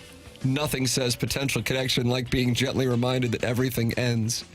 The meatloaf was weirdly excellent, which made me think that none of this is real and someone's just tweaking the variables to see how long you'll stay invested. Joke's on them. I finished my half. We split the bill and the illusion equally. I told her I'd see her again if the simulation decides that for us. Toodles, that's from the TMA Troubadour. TMA Troubadour. And finally, esteemed gentlemen, I am a PLTD listener, so I have no idea what you guys have talked about today, but as Iggy would say, it don't matter. I am here to demand more of After the Morning After, and I am here to demand it now. Nowhere else in AM, FM, or HD2 radio could I hear 20 minutes of Ken, quote, happening with an argument over legalization of women taking their tops off at Busch Stadium, quote, because they legalized it in New York. followed by the comment, I've never been to Chili's because I don't really like Mexican food. And then right back into perving out on bare-breasted lasses. I'm sure you guys had a great sponsored segment with somebody talking about the Blues off-season moves this morning, but that is not for me. I'll be here counting down the seconds until 11 a.m. on HT2. Give me more Strode or give me death. That's from John in Shrewsbury. Doug. John in Shrewsbury. And wouldn't that be great to do 6 hours? If you could do 6 hours, no would you? thanks. No, what we're doing is fine. It's probably more exposure than I can handle. And that's what we have for the Designer Heating and Cooling email of the day. We shall vote and we shall announce the winner at 10:55. And then Ali Marmol is going to be right in the Stifel studios with BK and Ferrario. How about that? It's exciting. That is. He's on a roll. Coming into this, that's an extra step. I got to tell you, you guys know in the guest world that's a sign of respect. Yeah, you better believe it. Chairman Kurt, maybe this is an opportunity to play Navy caps on the road for him. Introduce it to him. See what's doing. I don't know if McGreevy played it or not because I think they lost the day that he said he was going to play it. Yeah, that tends to happen. I don't. Would BK and Ferrario get involved in those little games? I would imagine. I mean, they went topless yesterday. That's true. I mean, if you go topless, Doug, you're sporting. Yeah, you're serious. Well, it's going to be a topic on onboarding today. No. Yeah, whether that's appropriate or not. So. That's coming up on onboarding. We will have our 10 o'clock hour coming your way, and then after the morning after on the TMA STL YouTube channel and the TMA podcast feed. Subscribe to the TMA podcast feed and be a friend of the Feather. Ali Marmol live in studio at 11 o'clock here. I'll be going back and podcasting like the Dickens on that one, and that's the Schaefer Door Company podcast app here on 101 ESPN. It's 10:15 in St. Louis. Martin's head onboarding. We're headed into the 10 o'clock hour, even though it's already 10:15. This is TMA 101 ESPN.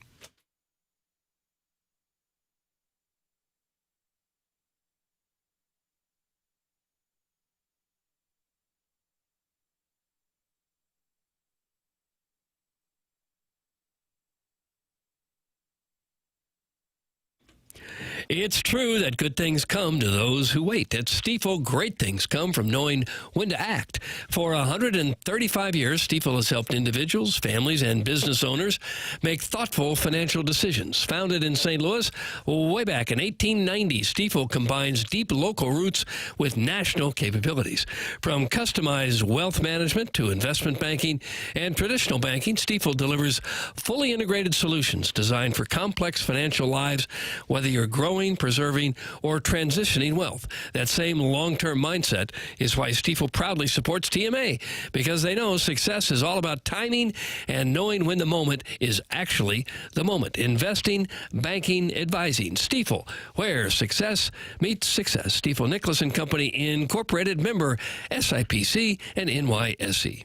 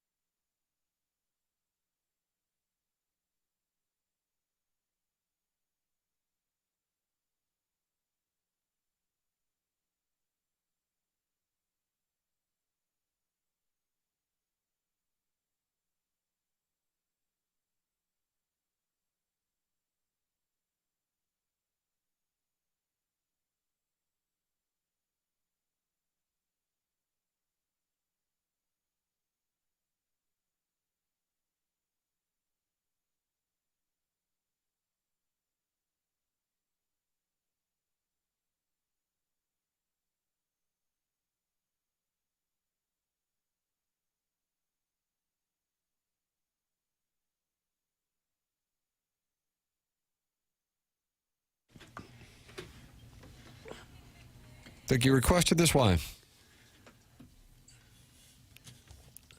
Well, I just feel it puts us all in a good mood. I agree with him. Last 40 minutes or so, we might need a pick-me-up. What's wrong with the last 40 minutes? Why do you hate Chairman Kurt sitting at the dais? Well, I don't hate it. I'm just saying. Well, you said you needed a pick-me-up. Been sitting here for 3 hours and 20 minutes. It's nice to have a little goose. It's gone by so quick. Mm-hmm. And who is this singing? Thames. Thames. How do you spell that? T-E-M-S. Oh. Okay. It's phonetically spelled. Thames. Okay. Text in 314-399-9646. That's the Air Comfort Service text inbox. And you got the Collier and Thompson phone lines. And then, of course, the Michelob Ultra YouTube chat, youtube.com/TMASTL. This JT Ginn, he was on the receiving end of the bad beat last week for the A's against the Cardinals, if memory serves, but maybe I'm off on that. Last night, no-hitter going into the ninth inning, and little Jackie Papers, love that rascal Puff, has the audio. Yep, 6 pitches later. To center field, going back is Henry Bolte. At the track, leaping up, and a home run for Zach Neto. A 2-1 walk-off win on a home run. What a gut punch for the Athletics. A night that had so much promise ends in so much disappointment.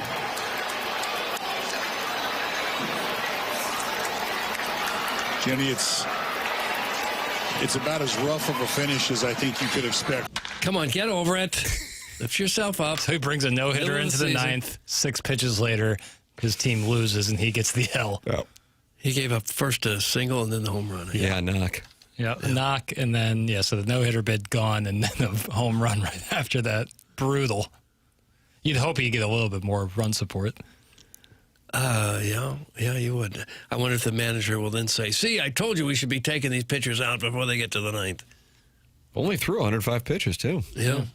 What's that? Is that a Maddox when you get a complete game shutout in less than 100 pitches? I think that's what they call it. I think so.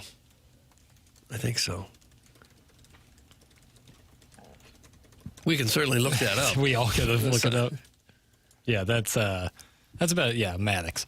I'd not heard that play-by-play announcer before. That is, I should properly attribute Didn't that. got the win against the Cardinals last week, by the way, in a game where they raked on him, but they had some base running issues and runners in scoring position issues, which could wind up becoming a trend if the bottom of the lineup struggles to hit, because the guys at the top of the lineup get on, and then logic dictates, well, then who's going to be driving them in with opportunities? The guys at the bottom of the lineup. Cause. Right. Need at least one more good bat there hitting 5th or 6th. That was Jenny Kavnar and Dallas Braden. Dallas Braden, of course, critical of J.J. Weatherholt and where he stands when he warms up. That's right. Okay. When he's on deck. When he's on deck, yeah. Former pitcher.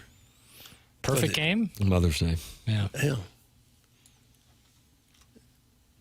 Not the greatest home run call I've ever heard. But I guess they were so bummed out about it that they. You want to hear the Angels call by Wayne? Maybe a little different. Maybe a little better. Now you're going to feel better about life. Okay. Wayne Randazzo. Oh, loves the NCAA tournament. Inning for the first time. Here's a fly ball, center field. It's hit well. Bolte is back near the wall. It's gone! Unbelievable! What a finish! Zach Neto says goodnight to the A's, and JT Ginn walks it off with a home run. Similar calls. yeah, much better. Whoa, Much better. whoa. Well, you wouldn't expect the local athletic announcers to be happy about it or to go nuts about it, but I just thought this other guy sounded great. Did you see the video of the fans at Angel Stadium wrangling a possum up in the upper deck? No. Hunted it down and was holding it up by the tail, just proud as could be. A real possum was in the stadium. Correct. And someone caught it. I believe so. In the air, left field, and gone. See, that's not that exciting either, really. Like a little more energy from the play-by-play guy or gal. And how did the possum get in the stands? He didn't tell me. I don't know. Possums in the stands, clapping their hands.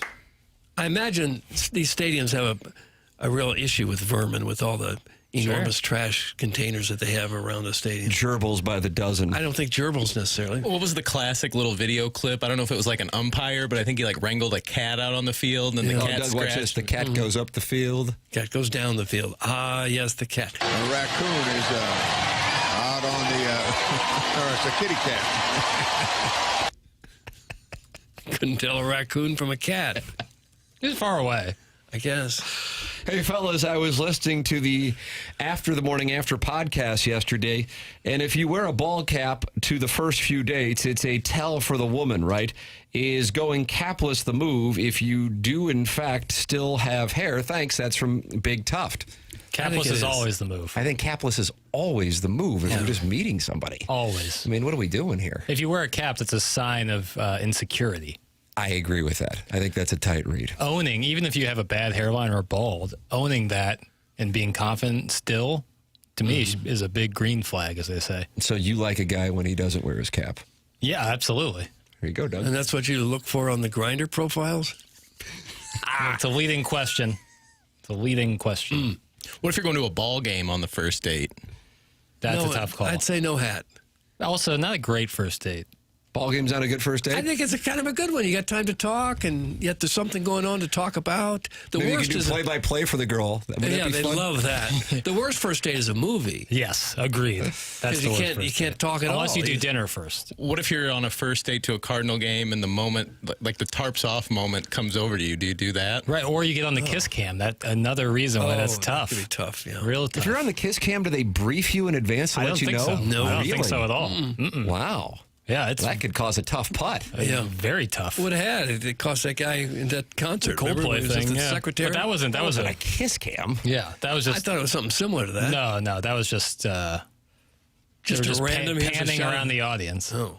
Even if you're bald, you got to go capless on the first date. You can't mislead a woman like that. Doug, that's from Ryan Day's nipple rings. Yeah, couldn't agree more. I agree with the take.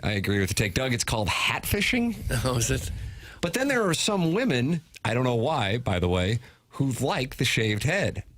Don't know why. It's I don't think kink would be the right term. I don't think fetish would be the right term, but it's a preference, I suppose. Yeah, it's a slight preference, or just something that that you don't mind, maybe, you know?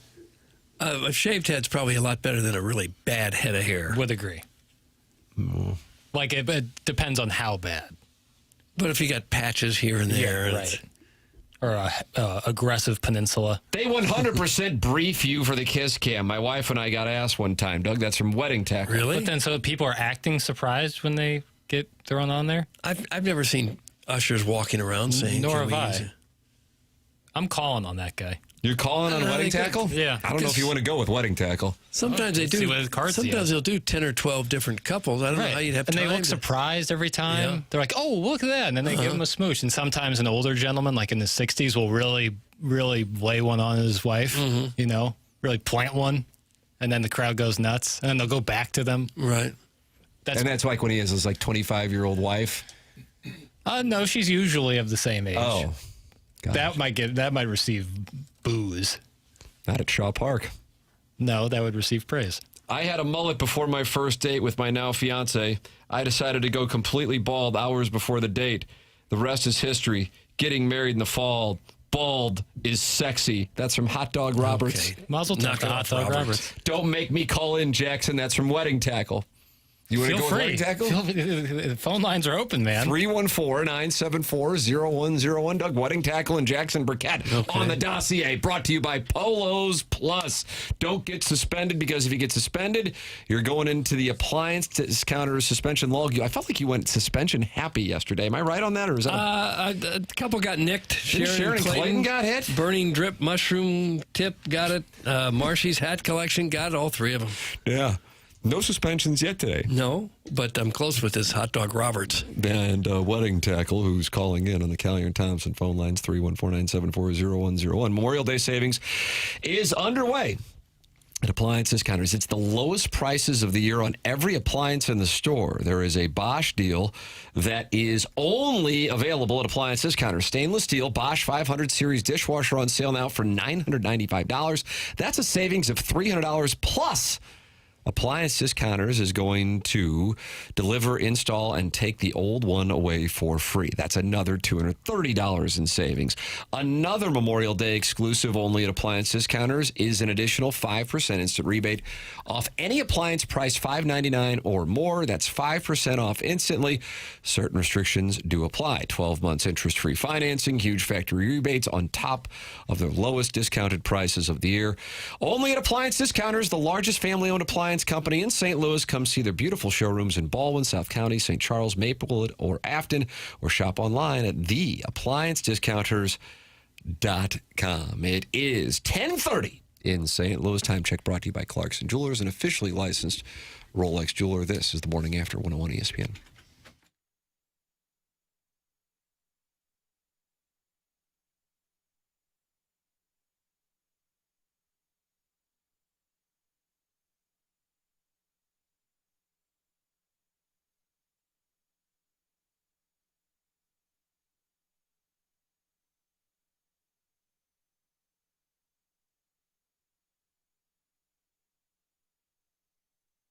FanDuel is giving you better payouts on same-game parlays all NBA playoffs long. With more ways to build and more value every time you play, you can stack your picks your way for every game, every matchup, and every moment. From spreads to player points to threes and more, build it all into one same-game parlay and go for bigger payouts. So if you're betting same-game parlays this NBA postseason, bet them on FanDuel. More options, better payouts, all NBA playoffs long. Doug, do you have a play for today for our audience? Well, I'm going to keep it local. Cardinals, Pirates, the over-under is 8. Mitch Keller pitching for the Pirates. He's pretty good. Livator has had some good starts recently. I'm going to say under. Doug's going under 8. Under Cardinals 8. and Pirates. Head to FanDuel.com/local to get started. FanDuel, an official partner of the NBA. Play your game. Must be 21 and older and present in Missouri. Gambling problem, call 1-800-GAMBLER.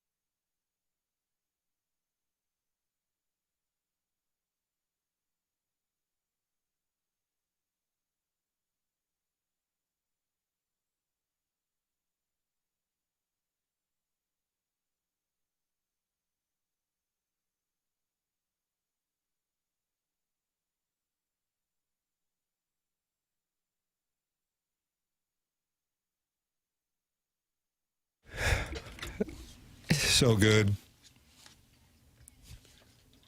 Is this Stifel's production or is this our production? Stifel licensed out their name. One more time for the people who might have missed it. Mark it. You just decided to do this? It's a sponsored Really segment. nice. Okay, I know. It's a sponsored segment. Stifel. Thought maybe you'd put a little more work in it. We bring the takes, they bring the steady perspective. It's Stifel Market Moves. I see. Doug, Live Golf seeking $250 million in investment to Tam Avenue Capital Partners have officially given this a recommendation. relying on new media rights deal for survival. With who?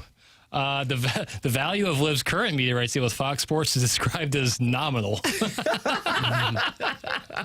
The Tam Avenue Capital Partners love this play. Yeah, I thought they had like billions in oil money, and money was not a PIF. The PIF is announced. They're out. They're out. Yeah, and honestly, there could not be a worse. Like they always talk about signaling risk with businesses. There could not be a bigger signaling risk than when the public investment fund pulls out of a venture. Because they have literally unlimited money, so they'll spend anywhere. So when they pull out, it's like, okay, who wants to join in this absolute losing entity?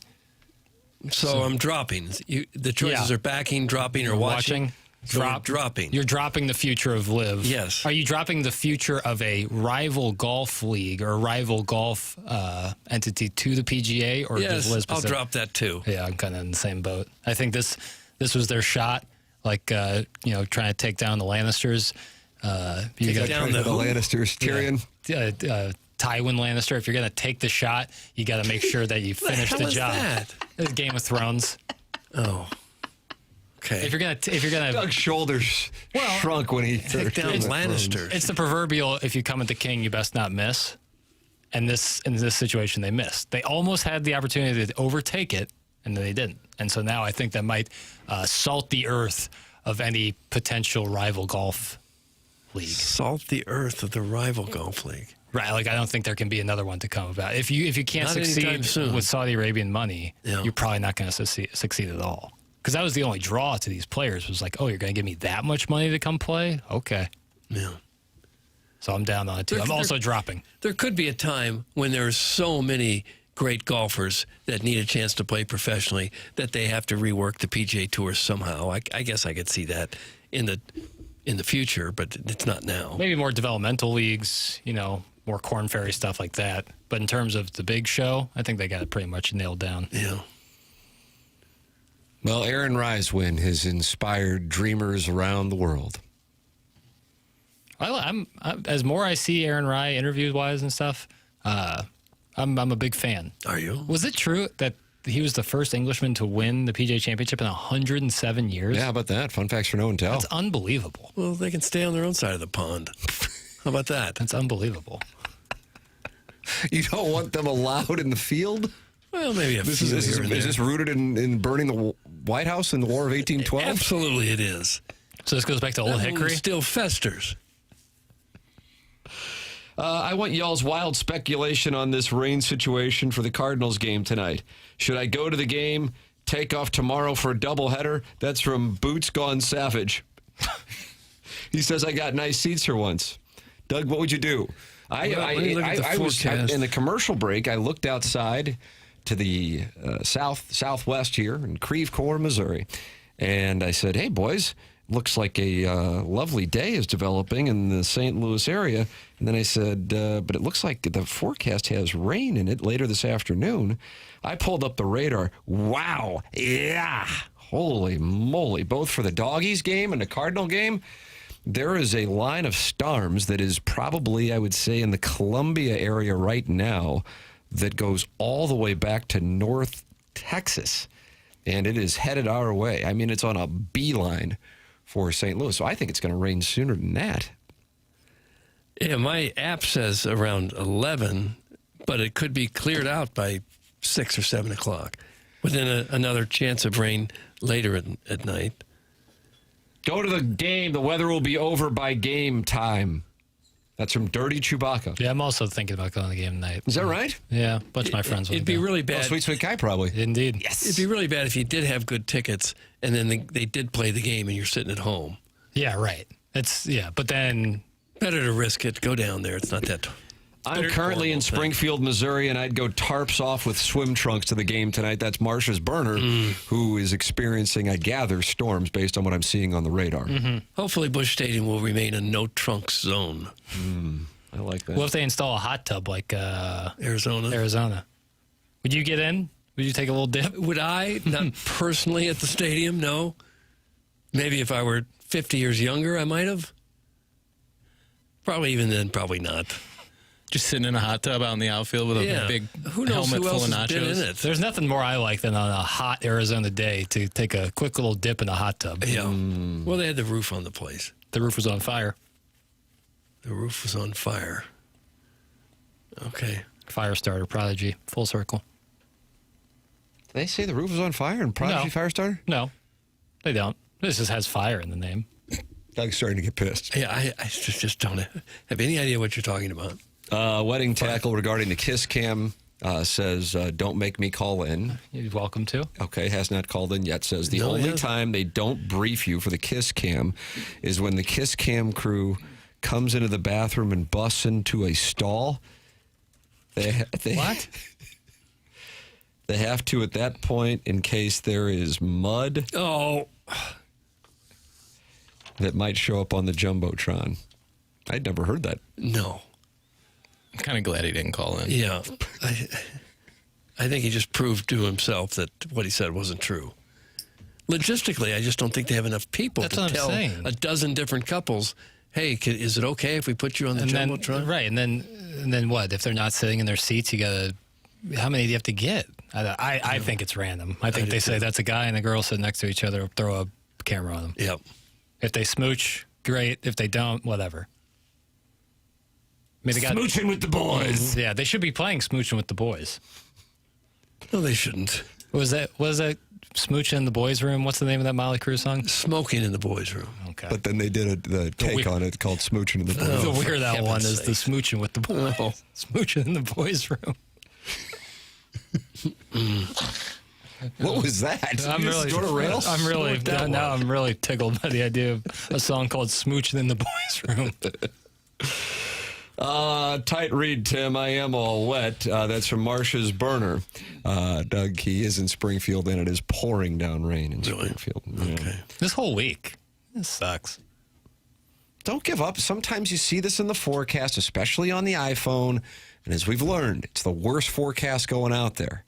So you'll see it. Remember the Dotem just 5 days ago, looking like it's going to storm all day. And we wound up having glorious conditions, scoring conditions even. Yeah, no, they were scoring conditions. So the iPhone is not necessarily indicative of what's to come. Sure, So don't give up. I look at the radar. I see problems here over the next few hours.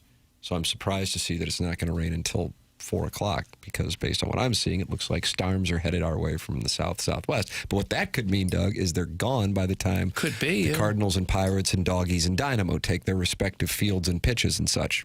Don't say and such, but this is another example of why we need that retractable roof. Boo. Although I would You'd rather be rained on? No, but I do like outdoor games. Well, you can play outdoor games about 90% of the time. It doesn't feel the same. Even if there's a roof that's been taken off? Unless it's like the Seattle roof feels like a real outdoor game. But then you have that goiter-looking thing on the side. Goiter? It looks like a goiter, where they house the roof at T-Mobile Park or whatever. Well, I wouldn't mind a goiter. I'd take anything over sitting out there in 100-degree weather or cold weather or rainy weather. Agree or disagree? I imagine it's too late to do it. Do you think we could chop the top off the dome, move that over? Oh, I wanted to get up there with my circular saw and cut off large chunks of the roof. Have them just move that over? Mm-hmm. Football, it doesn't seem as bad when you sit out there in bad weather in football. You kind of expect it a little bit. I think everything they did at the dome was spot on. I think they nailed it. Really? No. That's a take. No, going back there for the Memphis-Mizzou game brought back horrible memories. Yeah. Doug, I was at a Memphis Redbirds game, and they showed a male-female couple on the kiss cam, and then the female leaned over to another female for a kiss. Watch this, Doug. Papa, Don't say That's from the Papa. 636. Okay. that woman won the Tim McKernan scholarship. That's right. Afterwards. Don't give out scholarships. We'll announce the winner of the Design Air Heating and Cooling email today. Coming up at 11 o'clock, BK and Ferrario with Ali Marmol in studio right at 11 o'clock. So you'll make sure you want to hear that coming up here on 101 ESPN.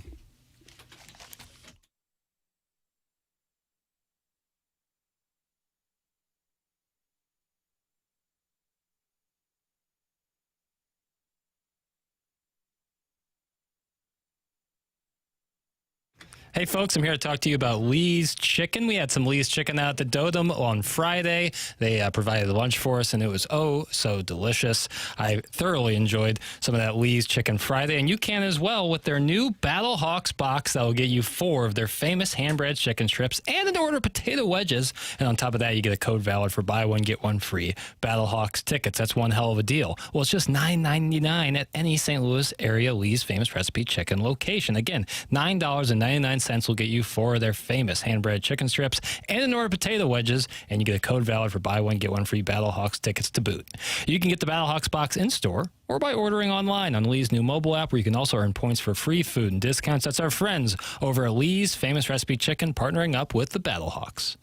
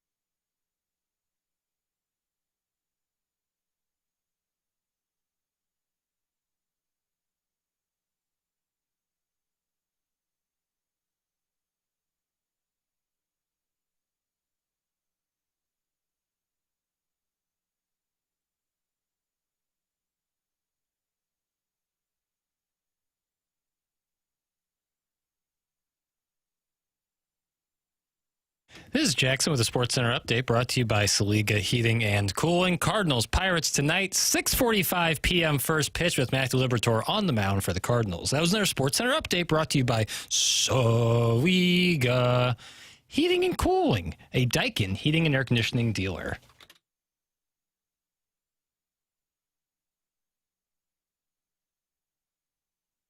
It's the morning after 101 ESPN. Jackson Burkett has the winner of the Design Air Heating and Cooling email of the day for Tuesday, May 19th, 2026. Cronky Hater. The Cronky Hater picks up his first win of the month of May. The Cronky Hater has won the Design Air Heating and Cooling email of the day. Ali Marmol going to be in studio here in a matter of, I would say about 5 minutes for BK and Ferrario.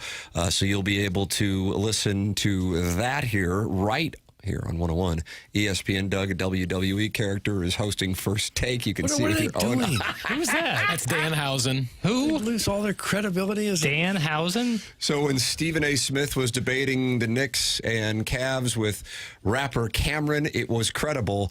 But now that Danhausen's on, it's lost its credibility. Well, when you have fake sports on, you lose your credibility. Dare you, Larry Nickel, call back in.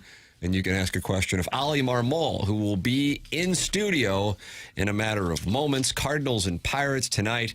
Why I hope they get the game in with these conditions threatening. But right now in the St. Louis area, it's beautiful. Storms to the southwest. Hopefully the Cardinals can get their game in. The Doggies can get their game in.